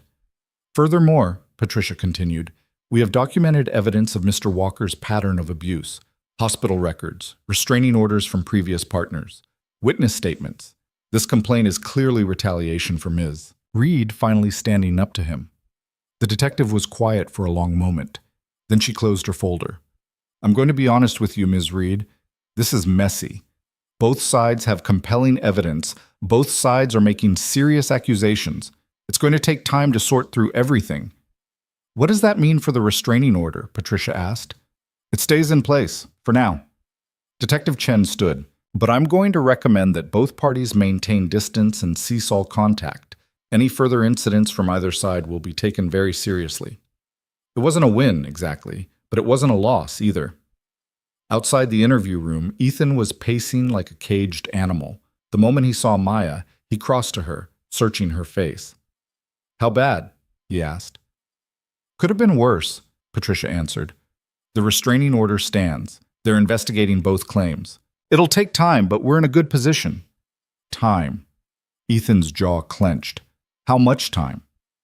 Weeks, maybe months. These things move slowly. Maya felt exhaustion wash over her. Weeks or months of this limbo, this constant fear, this waiting for the other shoe to drop. In the car on the way home, she stared out the window and tried to imagine a future where this was over, where Ryan was just a bad memory, where she could breathe without fear tightening her chest. She couldn't quite picture it. "You're quiet," Ethan said. "Just tired." "Maya." He reached over, took her hand. "Talk to me." "I don't know what to say." She turned to look at him. "I keep thinking about what Ryan said, about me being damaged, about you just wanting a project to fix." Ethan pulled the car over abruptly, putting it in park. They were on a quiet residential street, snow piled high along the curbs. "Look at me," he demanded. Maya did. "I don't want to fix you. You're not broken. You're surviving something that would have destroyed most people." His voice was intense, fierce. "And I don't give a damn what Ryan said. He doesn't get to define you. He doesn't get to tell you who you are or what you're worth. But what if he's right? What if I'm too much work, too much baggage? Then I'll carry it." Ethan leaned closer. "All of it, however long it takes. Because you're worth it, Maya. You're worth everything." Maya felt tears streaming down her face. "I don't know how to believe that." "Then I'll believe it for both of us until you can." He kissed her, soft and gentle, and Maya tasted salt from her own tears. When they got home, Mrs. Chen had Lily in the living room, reading stories. Lily immediately abandoned the book to launch herself at Maya. "You were gone forever," she complained. "Sorry, sweetheart. We had some boring grown-up stuff to do." "Did you bring me a present?" Maya laughed despite herself. "No presents, just me." "That's okay." Lily grabbed her hand. "Come see the picture I drew. It's us, you, me, and Daddy. We're a family." Maya's throat tightened. She let Lily drag her to the coffee table, where a crayon drawing showed 3 stick figures holding hands. One tall, one medium, one small. Lily had even drawn a house behind them with a dog in the yard. "We don't have a dog," Maya said. "Not yet." Lily said it like it was obvious they would eventually. "But when we do, I want to name him Pancake." "Pancake?" "Because I like pancakes." The logic was flawless. That evening, after Lily was in bed, Maya and Ethan sat together on the couch. Ethan had a laptop balanced on his knees, supposedly working, but Maya noticed he kept glancing at her. "What?" she finally asked. "I've been thinking," he said slowly, "about what happens next." Maya's stomach clenched. "What do you mean?" "I mean long term, after this thing with Ryan is resolved." Ethan closed the laptop, set it aside. "I know we've been taking things slow and I respect that, but I need you to know something." "Okay. This isn't temporary for me." He turned to face her fully. "You, me, Lily, this feels right. It feels like family, and I want that. Not just until Ryan gives up or the legal stuff is settled. I want it permanently." Maya's heart was pounding. "Ethan, you don't have to answer now," he said quickly. "I'm not proposing or anything. Not yet, anyway. I just needed you to know where I stand. Where my head's at." "Where your head's at," Maya repeated slowly, "is wanting me to be a permanent part of your life." "Yes." "Even though I come with an abusive ex and legal problems and enough emotional baggage to fill a warehouse." "Especially because of that," Ethan said, "because it means you're strong enough to survive hell and still try to build something good on the other side." Maya didn't know what to say. Part of her wanted to run, old habits dying hard. Part of her wanted to throw herself into his arms and never let go. She settled for honesty. "I want that too," she whispered. "It terrifies me, but I want it." Ethan's smile was brilliant. "Yeah?" "Yeah." Maya moved closer until she was curled against his side. "I want to be Lily's mom. I want to wake up next to you. I want to stop running and start living." "Then let's do it." He kissed the top of her head. "Let's build something real." They sat like that for a long time, not talking, just being together. And for the first time in longer than she could remember, Maya let herself hope. Let herself believe that maybe, just maybe, happy endings were real. She should have known better. 2 weeks passed in relative peace. No messages from Ryan, no police follow-ups, no crises. Just normal life. Lily's dance recital, movie nights, Ethan teaching Maya to cook his mother's lasagna recipe. They fell into routines, built small traditions, started talking about the future in concrete terms. Maya even started seeing a therapist, Dr. Sarah Mitchell, who specialized in trauma and abuse. It was hard, unpacking years of damage, but Maya forced herself to show up week after week. "You're making progress," Dr. Mitchell said at the end of their 4th session. "You're learning to separate Ryan's voice from your own thoughts. That's huge." Maya wanted to believe her. Everything was starting to feel stable, normal, good, which was exactly when Ryan made his move. It was a Saturday in late February. Ethan had taken Lily to her friend's birthday party, leaving Maya alone at the house for a few hours. She'd been looking forward to the quiet, planning to take a long bath and maybe read the book she'd been neglecting. She was in the kitchen making tea when the doorbell rang. Maya froze. The security camera showed a delivery driver on the porch, holding a large box. She relaxed slightly. Just a delivery. Nothing sinister. She opened the door, keeping the chain on. "Package for Maya Reed," the driver said, checking his tablet. "I didn't order anything." The driver shrugged. "Someone did. Need you to sign." Maya signed, took the box, surprisingly heavy, and brought it inside. There was no return address, no indication of who'd sent it. She should have been suspicious, should have waited for Ethan to come home. Instead, she opened it. Inside was a photo album, the kind with plastic sleeves, each page protected. Maya's hand started shaking before she even opened the cover. The first page showed a photo of her and Ryan from 4 years ago.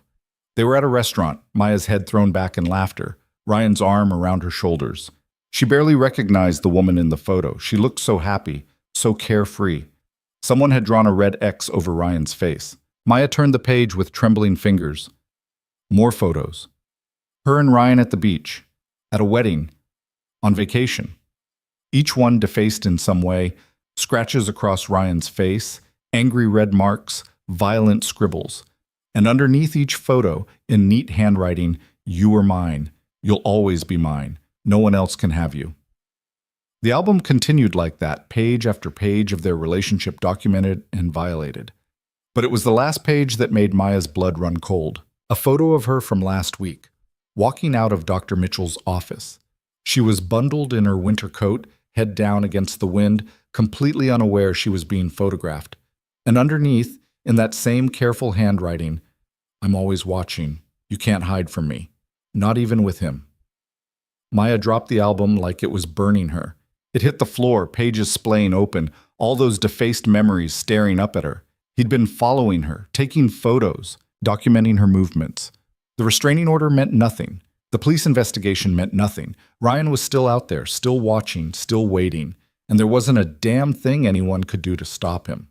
Maya sank to the floor beside the scattered photos, her whole body shaking. She should call Ethan, should call the police, should do something. Instead, she just sat there, staring at evidence of her own haunting, and wondered how much longer she could keep fighting. The sound of the garage door opening jerked her back to reality. Ethan and Lily, home from the party. Maya scrambled to gather the photos, shoving them back into the box. She didn't want Lily to see this, didn't want to poison the afternoon with Ryan's sickness, but her hands were shaking so badly she couldn't get everything back in the box before the door from the garage opened. "Maya?" Lily's voice rang out. "We got cake and I saved you a piece," and she stopped, seeing Maya on the floor surrounded by photos. Ethan appeared behind her, his expression shifting from happy to concerned to furious in rapid succession as he took in the scene. "Lily," he said, his voice carefully controlled, "go upstairs to your room for a minute, okay? But now, please." Something in his tone made Lily obey without further argument. They heard her footsteps on the stairs, the sound of her door closing. Ethan crossed to Maya, kneeling beside her. "What is this?" he asked, though his voice suggested he already knew. Maya handed him the album without a word. She watched his face as he flipped through it, saw the muscle in his jaw ticking, his hands gripping the pages hard enough to crease them. When he got to the last photo, the one of Maya leaving therapy, he went very, very still. "I'm calling the police," he said quietly. "It won't matter." Maya's voice sounded hollow even to her own ears. "He's smart. He'll say he sent it before the restraining order." or that someone else sent it, or that it's not threatening, just sentimental. He always has an excuse. I don't care. Ethan pulled out his phone. He's not getting away with this. But even as he dialed, Maya knew. She knew with a certainty that made her bones ache. Ryan would never stop. Not until he got what he wanted, or until one of them was dead. The police came and took statements. They cataloged the photos, documented everything, promised to follow up. Detective Chen looked genuinely sympathetic this time, but Maya could see the frustration in her eyes. They both knew how this would play out. Ryan would claim he sent the package before the restraining order was officially served. Or he'd say someone else sent it on his behalf without his knowledge. Or he'd twist it into something sentimental rather than threatening. He had money for lawyers who could dance circles around truth until it looked like fiction. After the police left, Ethan stood in the kitchen, his hands braced on the counter, breathing like he'd just run a marathon. I want to kill him, he said quietly. I actually want to find him. And don't! Maya's voice was sharper than she intended. That's exactly what he wants. To make you lose control, make you do something stupid so he can play the victim. Ethan turned to face her. So what do we do? Just wait for his next move? I don't know. Maya wrapped her arms around herself. Maybe I should just leave. Disappear somewhere he can't find me. Absolutely not. Ethan, no. He crossed to her, gripping her shoulders. We are not letting him win. We are not letting him drive you away from the life you're building here. What life? Maya's voice cracked. I can't even go to therapy without him following me. I can't go to the park without looking over my shoulder. This isn't living, it's surviving, and I'm so tired of just surviving. Upstairs, they could hear Lily moving around in her room, the soft sound of her talking to her stuffed animals, creating imaginary worlds where things made sense. I have an idea, Ethan said slowly. It's risky, maybe illegal, definitely not what Patricia would advise, but it might work. Maya looked at him. What kind of idea? The kind where we stop playing defense and start playing offense. He explained his plan. Maya listened, her heart pounding, torn between hope and terror. What Ethan was suggesting could end this, or it could make everything so much worse. That's insane, she said when he finished. Probably. It could backfire completely. It could, Ethan agreed, but doing nothing guarantees he wins. At least this way we're fighting back. Maya thought about the photo album, about Ryan's handwriting promising that she'd always be his, thought about living the rest of her life looking over her shoulder, waiting for him to appear, to take, to destroy. Okay, she said. Let's do it. The plan required preparation. Ethan made calls to people he knew, security experts, private investigators, tech specialists who operated in moral gray areas. Money, Maya was learning, could buy almost anything, including the kind of help that didn't ask too many questions. 3 days later, everything was in place. Maya sent Ryan a text from a burner phone. Simple, direct, playing into exactly what he wanted to hear. You're right. I can't keep running. We need to talk. Just us. Tomorrow, 2 p.m., the park where we first met. She didn't have to wait long for a response. I knew you'd come back to me. See you tomorrow, my love. Maya's hands shook as she read it, but she forced herself to type back. Come alone. No lawyers, no games, just us. Of course. I've always just wanted us. That night, Maya barely slept. She lay in Ethan's bed, their bed now, really, and stared at the ceiling, running through every possible scenario. Ethan held her close, neither of them speaking, both knowing that tomorrow would change everything. I'm scared, Maya whispered into the darkness. Me too. Ethan's arms tightened around her. But we're doing this together. You're not alone. What if it doesn't work?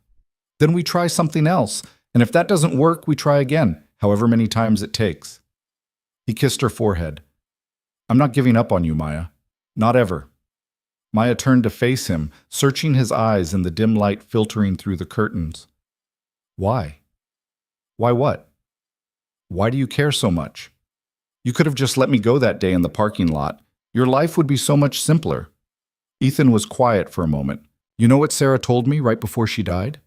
Maya shook her head. She said life isn't about avoiding pain. It's about choosing who and what you're willing to hurt for. His voice was rough with emotion. I choose you, Maya. Every time. Even knowing everything. Especially knowing everything. Maya kissed him then, desperate and grateful and terrified, pouring everything she couldn't say into that contact. When they finally broke apart, both breathing hard, Ethan rested his forehead against hers. "We're going to end this tomorrow," he said. "One way or another." "One way or another," Maya echoed. Morning came too fast. Maya went through the motions of breakfast, of playing with Lily, of pretending this was just another day. Mrs. Chen arrived to watch Lily, asked no questions about why both adults were so tense. Lily hugged Maya extra tight before they left. "Come back soon," she said into Maya's shoulder. "I will, sweetheart. I promise." The park was quiet when they arrived at 1:30. Ethan had rented a surveillance van, unmarked, professional-grade equipment inside. Two of his security people were already there, dressed like joggers, strategically positioned around the park. Another was in a car nearby, ready to call the police if things went wrong. Maya wore a wire, tiny, nearly invisible, but powerful enough to record everything clearly. "Remember," Ethan said as they did final checks, "you just need to get him talking. Get him to admit to the stalking, the photos, violating the restraining order. The more specific, the better. And if he gets violent," Ethan's jaw tightened, "then I'm about 20 feet away, and I will not hesitate." "Ethan, you promised?" "I promised not to start anything," he corrected. "I made no promises about finishing it." At 1:55, Maya walked to the bench where she'd sat that first day, the same bench where Ryan had approached her weeks ago. Her whole body felt like a live wire, vibrating with tension. At exactly 2 p.m., Ryan appeared. He looked good. He always looked good. Expensive coat, tailored pants, hair perfectly styled. Nothing about his exterior suggested the monster underneath. "Maya." His smile was warm, genuine seeming. "I'm so glad you came to your senses." "Don't." Maya held up a hand. "Don't pretend this is a reunion. We need to talk, that's all." Ryan sat beside her, close enough that she could smell his cologne. The scent triggered 1,000 memories, most of them bad. "Of course," he said smoothly. "What did you want to discuss?" "You need to stop," Maya said, keeping her voice level. "The messages, the photos, following me, all of it needs to stop." "I don't know what you're talking about." "Yes, you do." Maya forced herself to look at him. "The package you sent, the photo album." "I sent you a gift," Ryan said. "Pictures from happier times. Is that a crime?" "It is when there's a restraining order." "Is there?" Ryan's smile didn't waver. "I must have sent those before it was officially served. Can't be held responsible for mail delays." There it was. Exactly the excuse Maya had predicted. "What about following me?" she pressed. "Taking pictures of me outside my therapist's office?" "I happen to be in the neighborhood. It's a public street. Am I not allowed to exist in the same city as you?" He leaned closer, and Maya had to fight the urge to pull away. "Besides, I worry about you. Is that so wrong? To care about someone you love?" "You don't love me. You never did." "That's not true." And for a moment, Ryan's mask slipped. Maya saw something raw and desperate underneath. "I love you more than anyone else ever could. More than your billionaire boyfriend with his money and his lawyers. I know you, Maya, the real you. All your flaws, all your broken pieces. And I love you anyway." "You hurt me," Maya said quietly. "You put me in the hospital. You made me afraid to exist." "I made mistakes," Ryan admitted. "I let my temper get the best of me sometimes. But that's what happens when you love someone so much it drives you crazy. You made me crazy, Maya. With your lies, your attempts to leave, your constant need to defy me. So it was my fault." Maya felt anger rising, hot and sharp. "That's what you're saying. I made you hit me." "You made me lose control," Ryan corrected. "There's a difference." "No, there isn't." Maya stood up, and Ryan immediately grabbed her wrist. Hard, the exact same way he used to. "We're not done talking," he said, and his voice had gone cold. "Let go of me." "Not until you listen." Ryan stood too, still gripping her wrist. "You belong to me. You've always belonged to me. And this little game you're playing, shacking up with some rich guy, pretending to be happy, it's pathetic. You think he actually wants you? He just wants to feel good about himself, saving the broken woman. But once he realizes how damaged you really are, he'll leave, just like everyone else.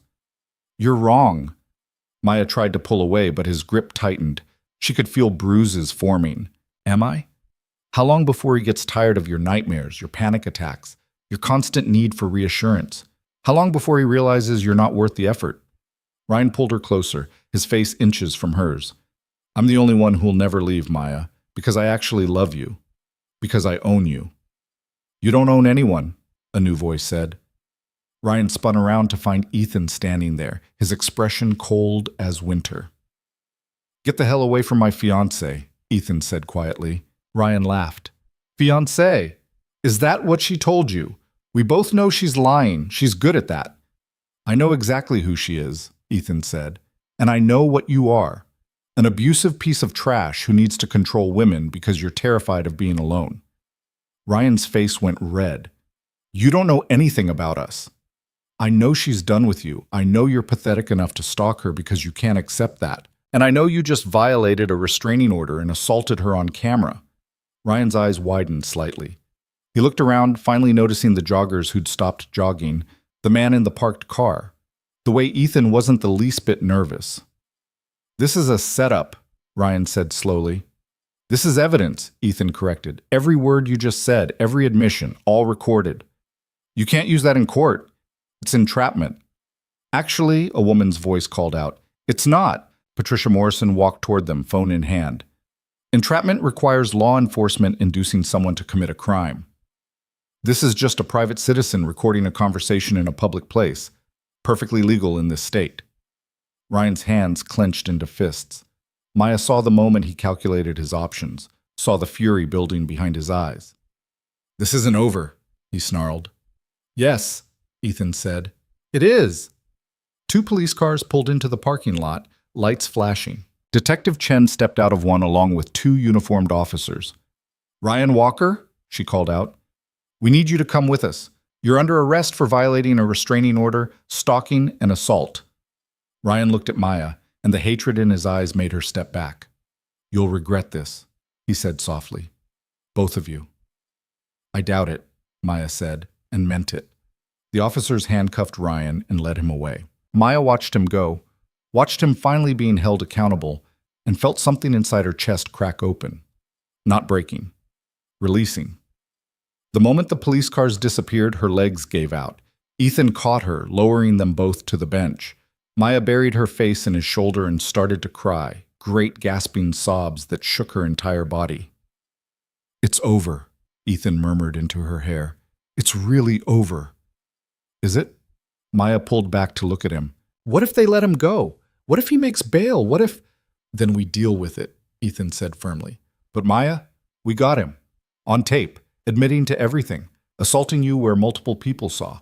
Violating a restraining order. Patricia says that's enough for criminal charges, maybe even jail time. Patricia crouched beside them. He's going away, Maya. Maybe not forever, but long enough for you to build a life he can't touch. And with this evidence, we can push for a permanent restraining order. Make it clear that any future contact results in immediate arrest. Maya nodded, still crying, but these tears felt different. Cleaner somehow, like washing away years of accumulated dirt. They stayed at the park for another hour, giving statements, going over details with the police. By the time they finally headed home, the sun was setting, painting the sky in shades of pink and gold. In the car, Ethan reached over and took Maya's hand. You were incredibly brave today, he said. I was terrified. Brave and terrified aren't mutually exclusive. He squeezed her hand. You faced him. You stood your ground. You took your life back. We took it back, Maya corrected. I couldn't have done any of this alone. Good thing you're not alone anymore. When they got home, Lily ran to greet them, her face anxious. You were gone forever, she complained. Mrs. Chen said you had important stuff, but she wouldn't tell me what, and I was worried. Maya knelt down to Lily's level. I'm sorry, sweetheart, but everything's okay now. Better than okay. Promise? Promise. Maya pulled her into a hug. From now on, things are going to be really, really good. That night, after Lily was asleep, Maya and Ethan sat together on the back porch despite the cold. The sky was clear, stars visible despite the city lights. What happens now? Maya asked. Now you heal. We both do. Ethan wrapped an arm around her shoulders. We stop waiting for the other shoe to drop and start actually living. I don't know how to do that. Neither do I, really. He smiled at her. But I think we figure it out together. Make mistakes, fix them, make new ones. That's what life is, right? Maya leaned her head on his shoulder. I love you, she said quietly. I don't think I've said that yet, but I do. I love you. I love you too. Ethan kissed the top of her head. Have for a while now, actually. Since when? Since about a week after you moved in. You were helping Lily with her homework, and she got frustrated and threw her pencil. You didn't get mad. You just picked it up and showed her a different way to think about the problem. And I thought, yeah, that's it. That's the person I want beside me. Maya smiled against his shoulder. That's a very specific moment. Love usually is. It's not the grand gestures. It's the small things. The moments when someone shows you who they really are. They sat in comfortable silence for a while, watching their breath cloud in the cold air. I'm still going to have bad days, Maya said eventually. Panic attacks, nightmares, moments where I'm convinced this is all going to fall apart. I know. And I'm probably going to need therapy for years. Maybe forever. Okay. And sometimes I might push you away because I'm scared of being hurt again. I'll be here anyway. Ethan turned to look at her. Maya, I'm not asking for perfect. I'm asking for real. And real is messy and complicated and sometimes painful, but it's also worth it. Maya felt tears building again, but these were good tears. Happy tears. When this is really over, she said, when Ryan's sentenced and the restraining order is permanent and we can breathe again, ask me. Ask you what? You know what. Maya met his eyes. You said not yet earlier. When the time is right, ask me. Ethan's smile was bright enough to rival the stars. Yeah? Yeah. He kissed her, soft and sweet and full of promise. And for the first time in her entire adult life, Maya let herself believe in happy endings. The next 3 months were a whirlwind. Ryan was formally charged with stalking, assault, and multiple violations of the restraining order. His lawyers tried every trick in the book, but the evidence was overwhelming. The recordings, the photos, the documented pattern of abuse stretching back years. In April, he pled guilty as part of a deal. 2 years in prison, followed by 5 years probation with strict conditions. A permanent restraining order that would follow him forever. Maya was there for the sentencing. She sat in the courtroom, Ethan on one side and Patricia on the other, and watched Ryan in his prison jumpsuit trying to maintain dignity he'd never actually possessed. When the judge asked if she wanted to make a statement, Maya stood. She looked at Ryan directly for the first time since his arrest. You tried to break me, she said, her voice steady. You spent 3 years convincing me I was worthless, that I deserved the pain you inflicted, that no one else would ever want me. And for a long time I believed you. Ryan wouldn't meet her eyes. But you were wrong, Maya continued. I'm not broken. I'm not worthless. And I sure as hell don't belong to you. I belong to myself. And I choose to give myself to people who actually deserve me. She sat back down, Ethan's hand finding hers immediately. The judge delivered the sentence. Ryan was led away without looking back. Outside the courthouse, reporters were waiting. The case had gotten some media attention. Billionaire's girlfriend versus abusive ex. Patricia handled them with practiced ease while Ethan hustled Maya to the car. How do you feel? He asked once they were safely inside. Maya thought about it. Free, she said finally. For the first time in years, I feel free. That evening, they celebrated. Lily didn't fully understand what they were celebrating, but she was happy to have cake for dinner and stay up past bedtime. After she finally crashed, exhausted from excitement, Maya and Ethan found themselves back in their usual spot on the couch. So, Ethan said, sounding nervous in a way Maya had never heard before. The thing you told me to ask. When the time was right, Maya's heart started pounding. Yeah? Is the time right? He was actually fidgeting, this billionaire who commanded boardrooms without breaking a sweat. Because I've been carrying this around for 2 weeks, and I keep waiting for the perfect moment. But I'm starting to think there's no such thing as perfect. There's just now. He pulled a small box from his pocket. Maya's breath caught. I had a whole speech planned, Ethan said, opening the box to reveal a simple, beautiful ring. About how you changed my life, how you brought light back into this house, how I can't imagine a future without you. But all of that seems obvious, so I'm just going to ask. Ethan, marry me. It wasn't quite a question, more like a statement of fact. Marry me and let's make this official. You, me, Lily, a real family. No more temporary, no more waiting for disaster. Just us, building something permanent. Maya looked at the ring, looked at Ethan's hopeful, nervous face, looked at the life they'd built together in this house. 6 months ago, she'd been sleeping in shelters, convinced she'd never escape Ryan's shadow. Now she was here, being offered everything she'd never let herself dream of. Yes, she said, and started crying. Yes, absolutely yes. Ethan's smile could have lit up the entire city. He slipped the ring on her finger, it fit perfectly, and pulled her into his arms. I love you, he murmured into her hair. I'm going to spend the rest of my life making sure you know that. I love you too. Maya pulled back to kiss him. All of you, your daughter, your house, your terrible cooking. My cooking is not terrible. Your cooking is absolutely terrible, Maya said, laughing through her tears. But I love you anyway. They stayed like that for a long time, holding each other, planning a future that felt impossibly bright. Upstairs, Lily shifted in her sleep, dreaming of the family she'd wished for and somehow received. And outside, snow began to fall again, covering the world in fresh white silence. A clean slate. A new beginning. Maya and Ethan were married in June, in the backyard of the house where they'd built their life together. It was small, just close friends and family. Lily, as the flower girl wearing a dress she'd picked out herself, insisted was fancy enough for a princess. Patricia Morrison was there, along with Dr. Mitchell and Mrs. Chen. Even Carla, the private investigator, showed up with a gift. As Maya walked down the makeshift aisle, no one to give her away because she belonged to herself, she caught Ethan's eye and saw everything she needed reflected back. Love, safety, home. The ceremony was simple. They'd written their own vows. Ethan went first. I promise to choose you every day, he said, his voice thick with emotion. Even on the hard days, especially on the hard days. I promise to be patient with your healing, to stand beside you through the nightmares, to remind you of your strength when you forget. I promise to love Lily as our daughter, to build a family with you, to never make you face anything alone again. Maya's turn. I promise to let you love me, she said, tears already streaming, to stop waiting for disaster and start believing in happiness. I promise to be brave enough to stay, to work through the hard stuff instead of running, to build a life with you instead of just surviving. I promise to love your daughter as my own, to be the partner you deserve, to choose you every single day.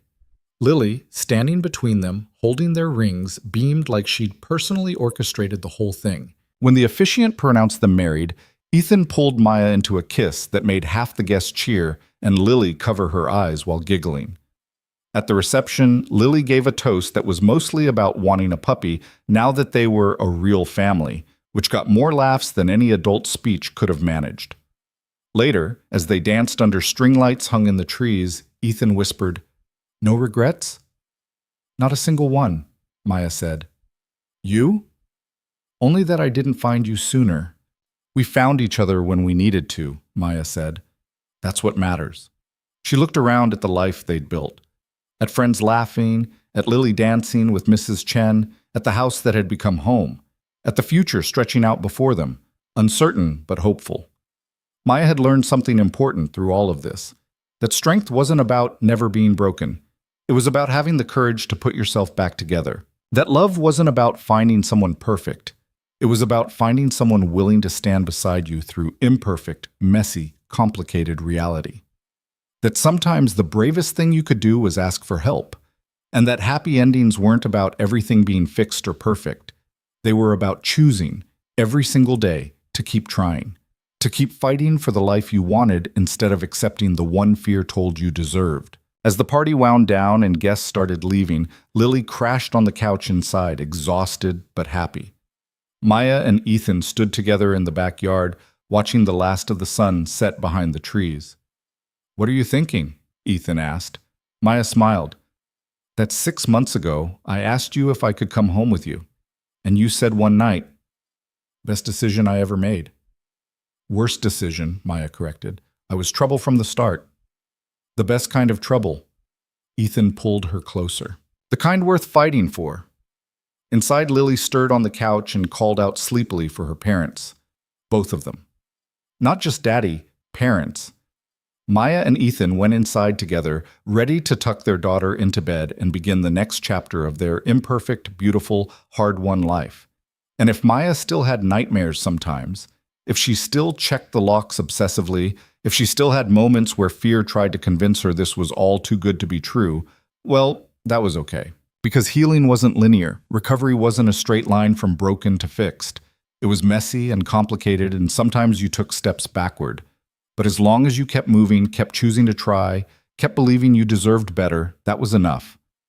Maya had learned to be her own hero first, and then she'd learned to let someone stand beside her as an equal partner in the fight.